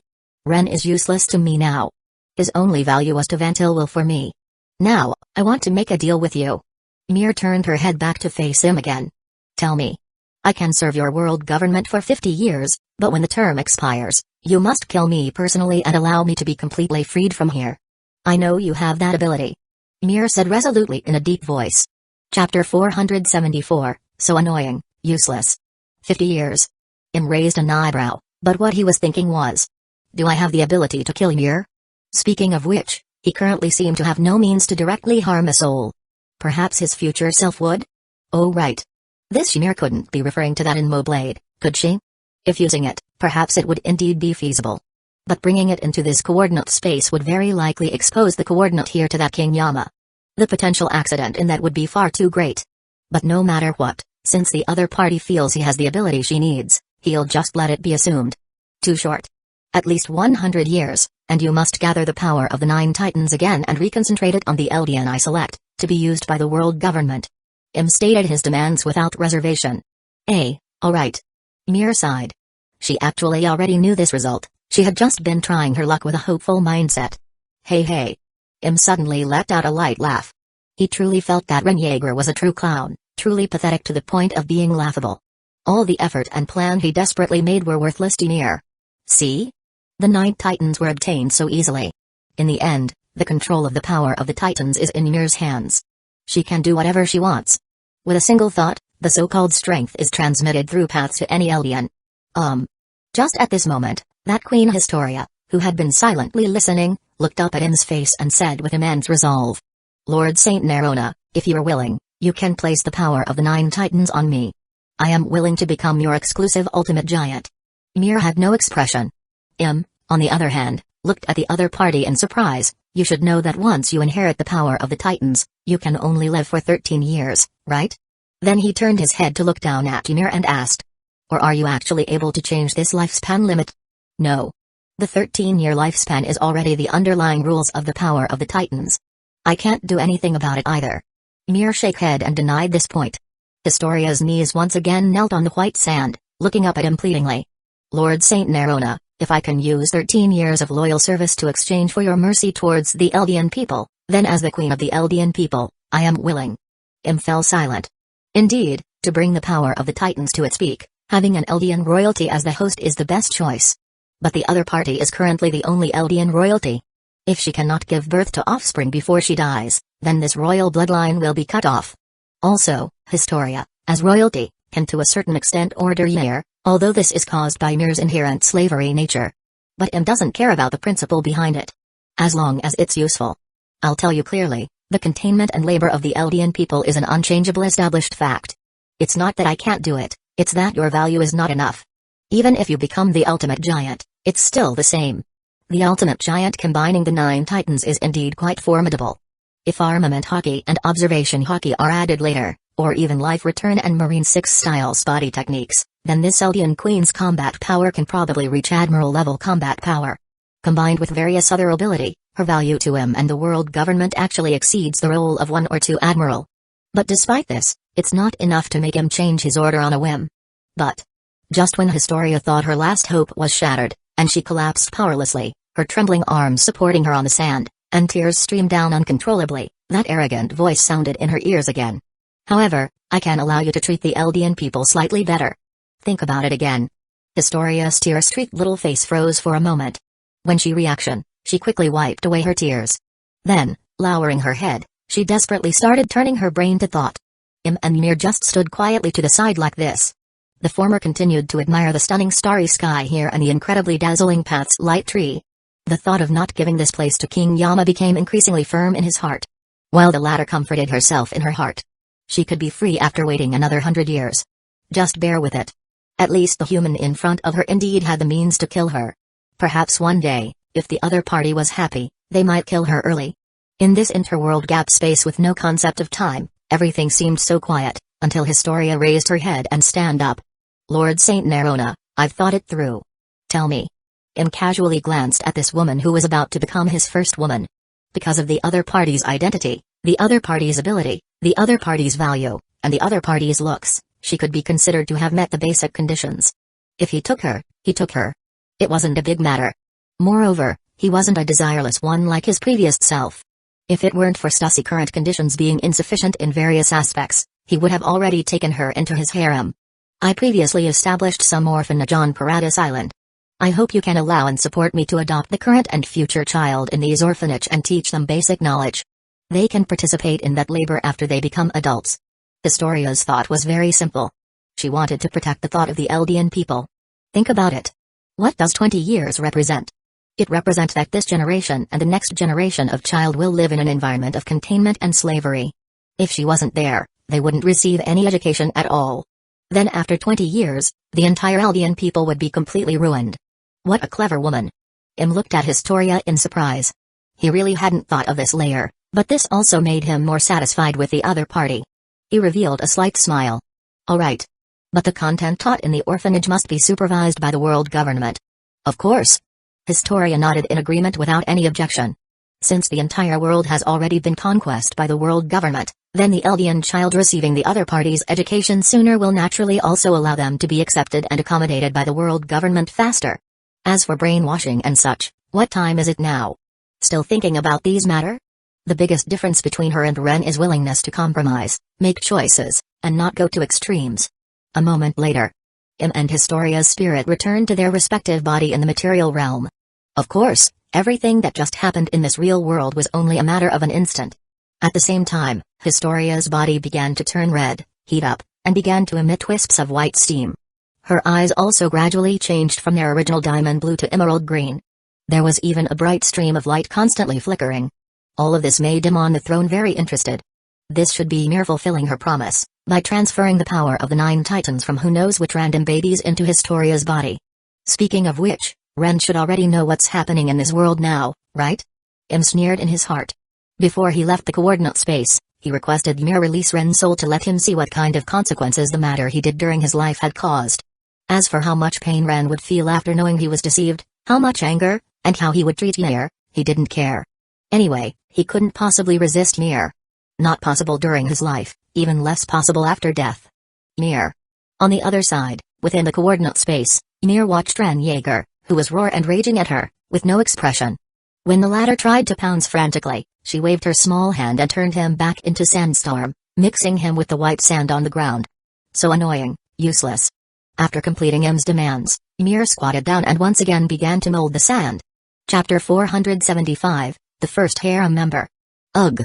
Inside the main hall of Mitra's royal capital, quite some time had passed since Im returned from the coordinate space. During this process, Queen Historia, who had originally been kneeling, was now curled up on the cold ground, eyes tightly shut in pain from the power of the titans that had suddenly surged into her body. From time to time, she let out unintelligible cries of sorrow. Like a red crab that had been steamed all over, High-temperature white mist steam continuously erupted from her body, while Im sat calmly on the throne, quietly watching the other party's body grow larger little by little. The reason Queen Historia had to endure such inhuman pain at this moment actually stemmed from his will. Why? Because he felt that her height was only 1.45 meters, so he had perform a renovation on her entire body while transmitting the power of the 9 titans to her, which meant helping her grow taller. Otherwise, with his height of 2 meters and Historia's height of only 1.45 meters, it would look very strange.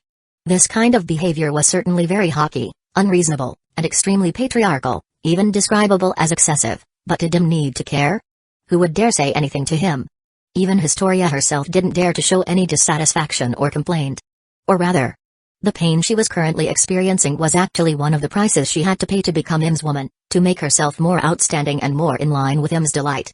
After a long while, the steam gradually dissipated, and Historia's body also recovered its fair skin color. However, her legs had clearly become longer, causing the white long dress she wore to turn into a mini-skirt that didn't reach her knees, leaving her two fair, smooth, long legs exposed in the air. Furthermore, her bust had also clearly increased by 2 sizes. If it was only a B cup before, it had probably reached a D cup scale now.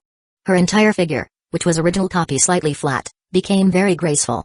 It was like a little girl who had suddenly matured under the influence of some mysterious strength. Queen Historia slowly opened her emerald eyes. She raised her head somewhat hazily, and the first thing she saw was Lord St. Nerona's gaze examining her. This made her subconsciously lower her head to check her own changes.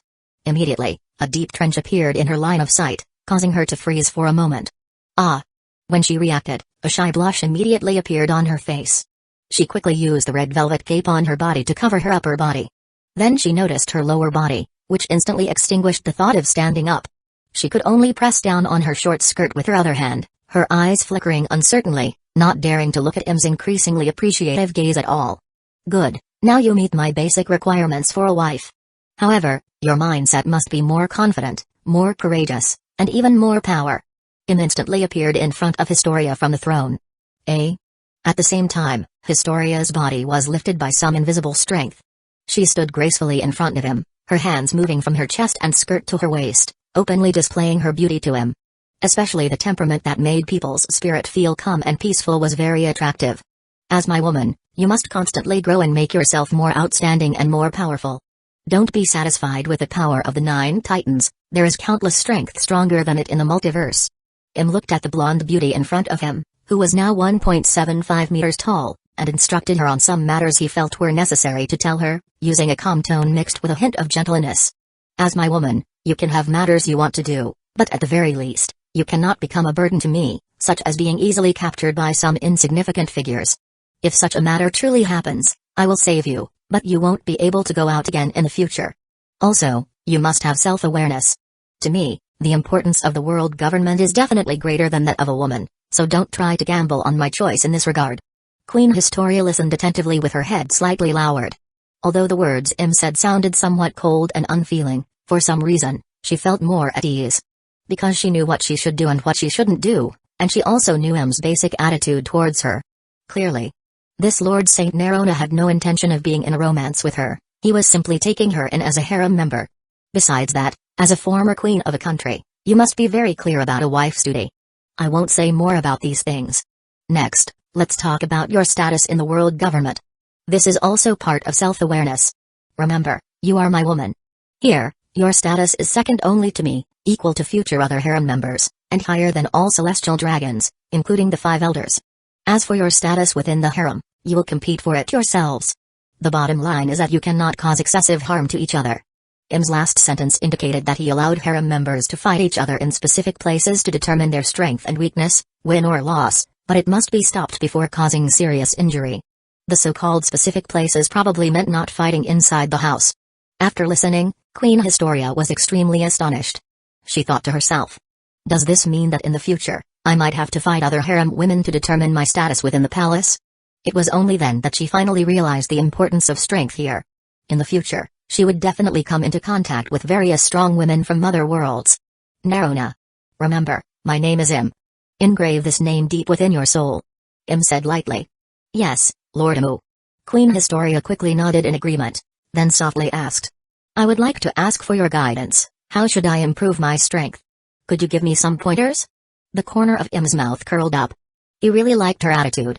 First, master the most basic things like hockey, 6 powers, and life return. You should be able to use a blade, so I can also teach you swordsmanship. However, your physique also needs to be strengthened. He actually quite liked cultivating his women. It felt like playing a card collection and nurturing game. Anything else you want to ask? Then my orphanage. Queen Historia asked softly, biting her pink lip. Im took a step forward and put his right hand around her slender waist, causing her to let out a subconscious exclamation, but she immediately suppressed the awkwardness in her heart and lowered her blushing little face against his chest.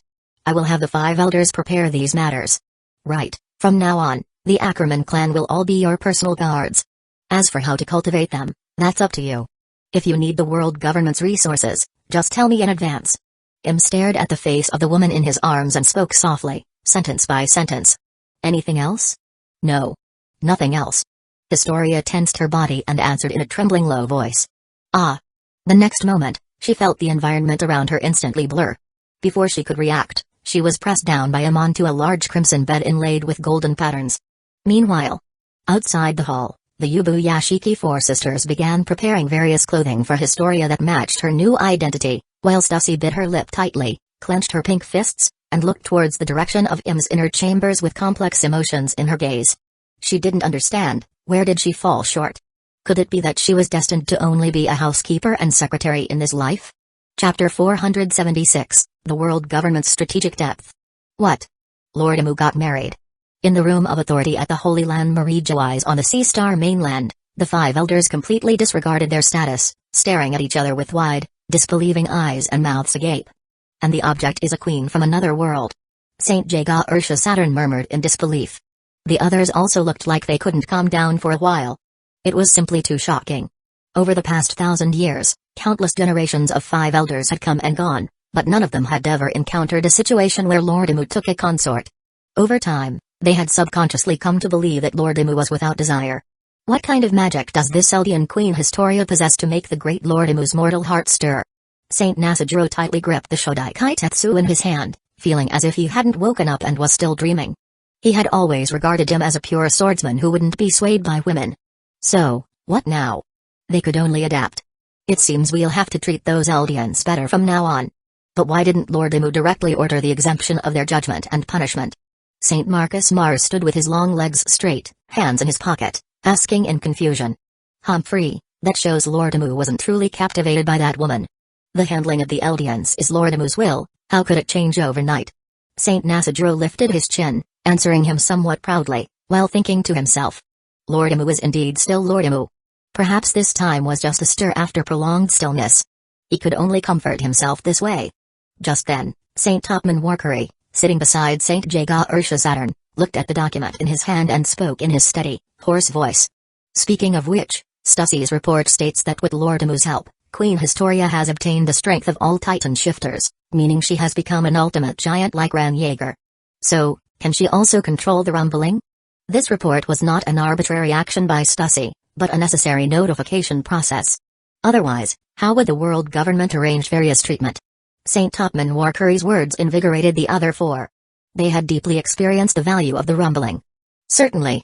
So, from now on, we can also use an endless giant army to trample hostile civilizations. Saint Nasajiro laughed excitedly. Immediately after, Saint Shepherd Jupiter frowned and said. Then won't the army's large force become useless? Indeed, the rumbling's nearly infinite wall titans could be considered the most perfect ground assault troops. There was no need for living people to fight, they could just wait to take over the trampled territory. He, you're overthinking it. Saint Topman Warkuri shook his head, scanning them helplessly, and said.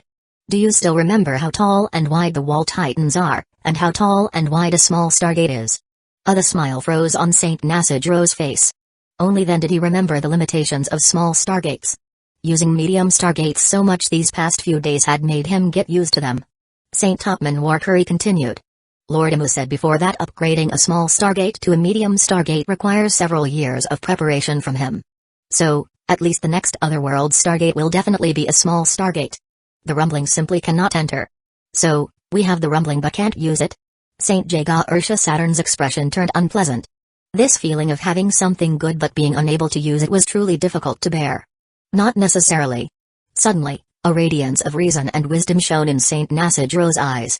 As the supreme leader of the world government military, his ability was certainly not to be underestimated when he started thinking seriously. Before, when the rumbling advanced towards our homeland, this old man thought about how to minimize the occurrence of such a situation in future wars. At that time, this old man thought of pleading with Lord Imut to move our Stargate location to a large, uninhabited island. This way, even if a similar situation arose in the future, the great sea surrounding the island would still trap the opponent's large force. Because Saint Nasajuro suddenly became serious, the other four also subconsciously treated the tropic with solemnity. Indeed, the current Stargate bases are all located on the Red Line. Once other world troops break in, both Marijawai's and the world government headquarters will be directly threatened. Saint Topman Warkuri deeply agreed with Saint Nasajuro's statement. Previously, because they continuously encountered weak worlds like the Kabinarai world and the Demon Slayer world, which lacked the ability to push the front line to their homeland, they overlooked this hidden danger. But future other worlds would definitely have civilizations stronger than the Titan world, so they had to plan ahead. Then what do you mean? Saint Shepherd Jupiter's gaze focused on Saint Nasajuro. Saint Nasajuro looked pensive as he gazed at the Shodai Kaitetsu in his hand. This old man is thinking, can we open future stargates directly inside the Titan world? This way, even if the enemy troops break in, the battlefield won't be on our sea star mainland. If we encounter an opponent we temporarily cannot resist, we will have enough strategic depth. If necessary, we will also have ample time to ask Lord Imut to close the medium stargate connecting to the Titan world. Upon hearing this, Saint Topman Warkuri, Saint Jaga Ursha Saturn, Saint Marcus Mars, Saint Shepherd Jupiter, and the others all felt a sudden realization. The more they pondered it in their mind, the more they felt this method was brilliant. Excellent method. We can directly transform the Titan world into a frontline base camp, and from now on, the three forces troops can directly enter other world stargates from the Titan world. Moreover, the stargate in the Titan world is a medium one, which is very beneficial for transporting military sources and various resources from the sea star mainland. Saint Nasajuro nodded and continued. The key is, if a situation truly arises in the future where the opponent's troops break into the Titan world, Queen Historia can completely summon the rumbling on the spot as the final defense line. Since he couldn't temporarily use the rumbling as an attack method, he directly converted it into their own defense means, thus utilizing the rumbling. Indeed. The other four were all amazed by his genius idea, casting admiring gazes towards him. Seeing this, Saint Nasajuro also admired his own thoughts. This brought him more confidence and more inspiration. He took a deep breath, and after a few breaths, said excitedly. Furthermore, on this basis, we can continue to further develop this plan. For example, placing the medium stargate of the Titan world inside the Demon Slayer world. This way, after the opponent's large force enters the Titan world, we can ask Lord Imut to close the stargate connecting to their world. Then their retreat will be cut off, and they will be completely trapped in the Titan world, and there will still be a world's worth of strategic depth between them and our sea star mainland. Or, open the stargates of other conquered worlds in the Titan world as well, forming a situation where troops from multiple worlds surround and attack. Chapter 477, Five Elders Joint Plan. Poe. Im closed his eyes slightly, lying naked in the warm fresh water, letting the misty steam gently brush against his skin. He was in a grand and magnificent bathhouse, completely paved with marble and decorated lavishly. Besides the pool, estimated to be over 300 square meters, the large pillars carved with various exquisite relief paintings also supported the tension of the entire space. Coupled with the crystal chandeliers and various oil paintings hanging on the walls, they highlighted the vibrant colors and golden splendor, giving off a strong European palace style. This place was originally a bathhouse exclusively for the king. Of course, if the king wanted someone to accompany him in the bubble bath, no one would say anything. However, Im preferred to bathe alone. He didn't even let the Yubu Yashiki four sisters come in to serve him, instead having them wait outside with towels and clothing. He really enjoyed the feeling of thinking while bathing. As for Hysteria, who had just spent several hours of intimate time with him, she was still sleeping in his bedroom. Although the strength of the ultimate giant had somewhat enhanced her physique and physical ability, she still couldn't withstand the vigorous Sim. The content Tim was currently thinking about was a plan jointly submitted by the five elders. He had received it from a somewhat emotionally complex Stussy just as he came out of the bedroom and was preparing to take a bath here. With his heart voice reading ability, he naturally noticed Stussy's unusual state immediately. To be honest, Stussy was indeed quite beautiful, but in various aspects, she was still a bit short of the requirements he had set for himself. What were his requirements? They weren't actually complicated. She had to possess beautiful looks, powerful strength, extremely high value, noble identity, and a queen-like personality. Stussy basically met the first and third points, but she was clearly lacking in other areas. Especially the latter two. While her strength could continue to improve, her noble identity and queen-like personality were clearly impossible to change, especially the personality aspect. The reason Im set these strange rules for himself was to control his desire. His identity, status, and strength were at the very top from the beginning, and he was just a normal human who had transmigrated. If he didn't exercise self-restraint, he could easily become a slave of desire. So, he directly set an extremely high standard for women, trying his best to avoid the possibility of his reason being controlled by lust. And Stussy, in Im's eyes, was a benchmark and an alarm bell. If he couldn't resist touching her one day, it would mean he was also close to losing his bottom line in this regard, which was something he needed to be wary of. As for whether Stussy herself was willing to be this benchmark, Im had never really thought about this question, because he genuinely didn't care much. Wasn't it only natural that everything in the world government revolved around him? At least, that's what he thought. Next was the plan jointly sent to him by the 5 elders, titled, On How to Utilize Stargates to Expand Strategic Depth for the World. The information volume on it was a bit complex. After reading it, he had been soaking in this pool, repeatedly pondering this truly brilliant plan in his mind. According to this plan, it wasn't just a matter of moving a few Stargate positions, it also involved massive supporting construction projects and various detailed adjustments. For example, the Stargate's position is divided into 2 parts, one at one zoned location and one at the opponent's location. Therefore, the position of the medium Stargate within the Titan world and within the Demon Slayer world had to be considered. According to the 5 elders' idea, because the medium Stargate is large enough to maximize transportation efficiency, it should be placed in a location close to the Stargate in the Demon Slayer world and with the best transportation environment. Only this way could the flow of military strength and supplies between the Titan world, Demon Slayer world, and world be convenient. After discussion, they proposed placing the medium Stargate from the Titan world on the peninsula where the Bongtsai country is located in the Demon Slayer world. This would not only be closest to the second special zone where the Demon Slayer world Stargate is located, but the Bongtsai Peninsula is basically in the center of the entire world map, and it is surrounded by the sea on 3 sides, making sea transport very convenient. At the same time, it connects to the entire Eurasian continent.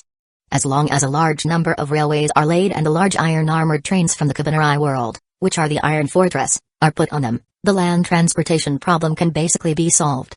Then, most of the trees on the Bongtsai Peninsula would be cut down, the uneven hills leveled, and a large number of warehouses and airports built. That way, air transport could also be supported in the future. Then, a railway would directly connect to the Titan world on the other side of the medium Stargate. This way, at any time, any resources needed for war could be quickly transported from the Demon Slayer world to the Titan world.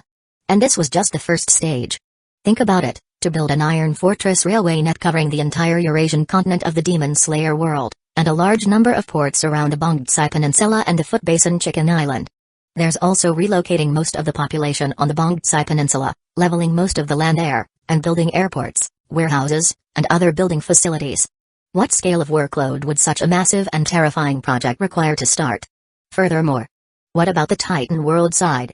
The 5 elders proposed moving the medium Stargate position from the current Black Peninsula in the Titan world to the Canberra continent, designating that place as the world government's frontline main battlefield for the other world war. At the same time, future new Stargates would also be placed on the Canberra continent first. After the conquest is completed, the position of that Stargate would be adjusted according to the situation. Just like the Stargate in the Kabanarai world, it remains on the red line of the Sea Star mainland. Because this world no longer poses a threat and has been designated as an agricultural and livestock resource planet and a manufacturing and processing planet for Kabanarai heart membrane material. In other words, most areas of the Kabanarai world must be planted with various crops suitable for the local environment and climate, and various livestock must be raised. So, it definitely needs to be directly connected to the Sea Star mainland. It's worth mentioning that the Biochemical Research Institute has applied to the world government to use clone technology to create Kabanarai world after the existing Kabanarai world materials are used up. The proposer was Vin Smoke Judge, who had just joined the Academy of Science not long ago. Continuing with the Titan world. Since the Canberra continent is to be used as the frontline main battlefield for the other world war, the population there must first be relocated, then unnecessary city buildings leveled, and various defensive works and military camps built, right? The same applies to the Demon Slayer world. Since it is planned to be set up as the frontline command center for the other world war and to provide most of the war resources, many aspects must certainly be prepared. For example, the manufacturing projects for firearms, cannon, tanks, warships, and even fighter aircraft must be built in large numbers, and most of the laborers and workers needed by the Titan world also need to be provided from this world. At the same time, people from the Demon Slayer world will be selected for operation training on these armed vehicles. In the future, this lowest level main force will gradually be handed over to these other worlders to be responsible for, letting them drive tanks and fighter aircraft to serve as the background and cannon fodder on the other world battlefield. After Im came out of the bathhouse, letting the Yubuyashiki four sisters wipe away the water and carefully help him put on comfortable robes, he came to a room specifically used for work and soul cultivation, which no one was allowed to enter. The five elders' joint plan was still quietly placed on the desk. Alright, since you have confidence, go ahead and do it. Im picked up his pen and signed it. He still felt that professional matters should be left to professional people, and he only needed to understand the general idea. The content of this chapter is a bit complex. I feel like everyone needs to read it carefully a few times to understand it. I felt it was a bit circuitous even when I was writing it. Chapter 478, The Unlucky Demon Slayer World. Swish swish swish, the sound of the pen nib scratching across the white paper was very pleasant and comforting, but Im also knew clearly what his agreement to the five elders' plan represented. It represented that everyone in the Demon Slayer world was about to suffer an undeserved calamity. Why? Just look at the various world-class engineering projects listed in this plan. The labor force required far exceeds tens of thousands, it would probably be in the millions, right? And this is just the laborers needed for laying global railways and building ports, airports, and warehouses. Also, to manufacture firearms, cannon, trains, tanks, warships, and airplanes, they certainly require a large number of workers in the factories. Furthermore, food, clothing, and so on, all require people to grow and make them. And once the cannon, tanks, warships, and airplanes are manufactured, won't people be needed to operate them? So they will also need a large military source. Besides this, the defensive works and various buildings in the Titan world also require laborers. We can't possibly let the noble sea-star people do such rough work, can we? What? You ask why the many people in the Titan world aren't doing it? It's simple. Didn't the world government just announce that they would enter a period of absolute freedom limited to 20 years? How could they turn around and immediately drag them off to do manual labor? After all, if they are laborers, they must be managed, and someone must be responsible for providing them with food and clothing. What kind of freedom would that be? It would be completely damaging the world government's reputation. How could that be allowed? So, only the billions of people from the Demon Slayer world can bear this heavy responsibility. Oh, right. The vast amount of land in the Kabanrai world, for planting crops or raising livestock on it, also requires people. But the small population of Hinamoto is only enough to meet the laborers needed on their own island. What to do then? As expected, laborers still have to be transferred from the Demon Slayer world. In summary, most people in the Demon Slayer world will basically only have three major professions to choose from now on: soldiers, workers, and farmers. However, if a new Stargate is opened next year and the conquest can be successfully completed, perhaps a new world will share the world government's needs for laborers.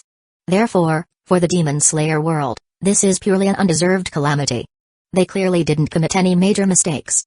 But thinking carefully about the causal relationship involved, it seems they were also screwed over by Ran Yeager, oh no, by Nier. Think about it. If the Titan world hadn't received the world government's judgment and punishment, they could have shared at least half of this laborer's pressure, right? As it stands, for at least a year, all the pressure is on the Demon Slayer world. So, if the people of the Demon Slayer world want to blame someone, they should blame the people of the Titan world. As for the world government, just ask, do they dare? After signing the plan, Im sat down and picked up the next report to read. These documents were arranged in order of priority according to the five elders. He just found that most of them were progress reports on various matters in the Titan world. For example, the Army's 9 heavy armored groups, composed of tanks, motorcycles, and trucks and organized into 9 routes, 5 of which have begun launching attacks on the major military bases in the north, east, and west of Marley. At the same time, trucks full of army soldiers poured into every city, large and small, along the way, carrying out a bloody elimination of all personnel within the administrative departments, police stations, and even banks who were deemed beneficial to order. But they turned a blind eye to the majority of the frightened citizens, and once the clearing was done, they continued to board the trucks and head to the next city. The other 4 groups were still on their way to the Middle East Alliance. However, the Air Force fleet led by Kizaru, Kaido, and Charlotte Linlin had already arrived above the capital cities of the Middle East alliance countries ahead of them and launched a large-scale bombing attack. Yaskani no Magatama, Burrow Breath, Dragon Twister, Tenman Engine. These large-scale techniques are basically used 3 or 4 times every day. Even the jet cannon shells on the flying warships were getting stretched thin. It can be said that this is the world government's military launching a global attack on the Titan world. On the other side, Fisher Tiger led the Marine Headquarters Fishman unit to the Titan world, and then, following the command department's order, accompanied Navy Admiral candidate Aokiji, searching the sea area surrounding Marley for other grotesque worms. Not bad, it seems everyone is quite busy. Im looked at the report in his hand with satisfaction. As a big boss, he disliked it the most when his subordinates were too idle. It felt like the salary he paid was wasted. However, it was written here that Sakazuki, Garp, and Edward Newgate chose to return to the Sea Star mainland. He didn't mind this. Anyway, given the current situation, there was indeed no need for the 3 of them to continue doing anything. Has Ren's grotesque worm been sent to the Biochemical Research Institute? I wonder if they can research anything from it. Im's gaze lit up as he looked at the next report. What was he most looking forward to? It was seeing if the Biochemical Research Institute could clone a new grotesque worm, and then use it to touch someone on the Sea Star mainland, causing them to produce new Eldians and the power of the Titans. However, to prevent Historia's power of the Titans from being affected, he specifically instructed the 5 elders to require the Biochemical Research Institute to conduct the experiment without harming the life of that grotesque worm. After all, the rumbling is indeed a good thing. Wait. Suddenly, Im abruptly realized a serious problem. If the Biochemical Research Institute really clones a grotesque worm, or finds other grotesque worms, and uses them to create new Eldians and a new Ymir on the Sea Star mainland, then the control over them might not be in my hands or the world government's hands. King Yama. Im narrowed his eyes thoughtfully. He once again felt the obstruction and threat from the other party. But the problem was that he had no idea what level the other party's strength had reached. It seems that even if a grotesque worm is successfully cloned, we cannot immediately create the world's power of the Titans, otherwise we will truly be working for others' benefit. A moment later, when his thoughts returned, he picked up the last report.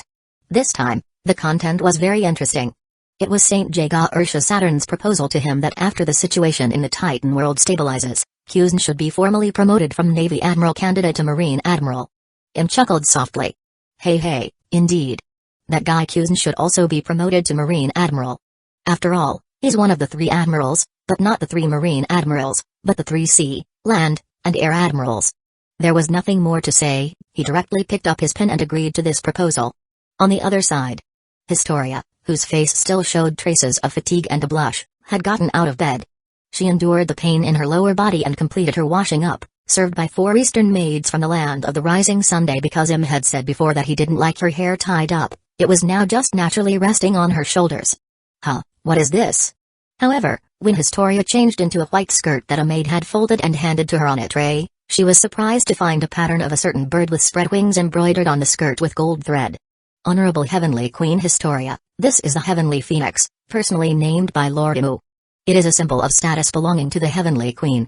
Even the descendants of the Creator, the celestial dragons, must bow and salute upon seeing it. The pretty Eastern maid respectfully answered her in the Marleyan language. Therefore, all your future clothing, crowns, and even weapons must have the Heavenly Phoenix symbol printed on them. Heavenly Phoenix. Heavenly Queen. Historia looked blankly at the skirt on her body and muttered to herself. Although she didn't know what kind of bird a phoenix was, she could easily understand Heavenly Queen. Wasn't that a term from myths and legends?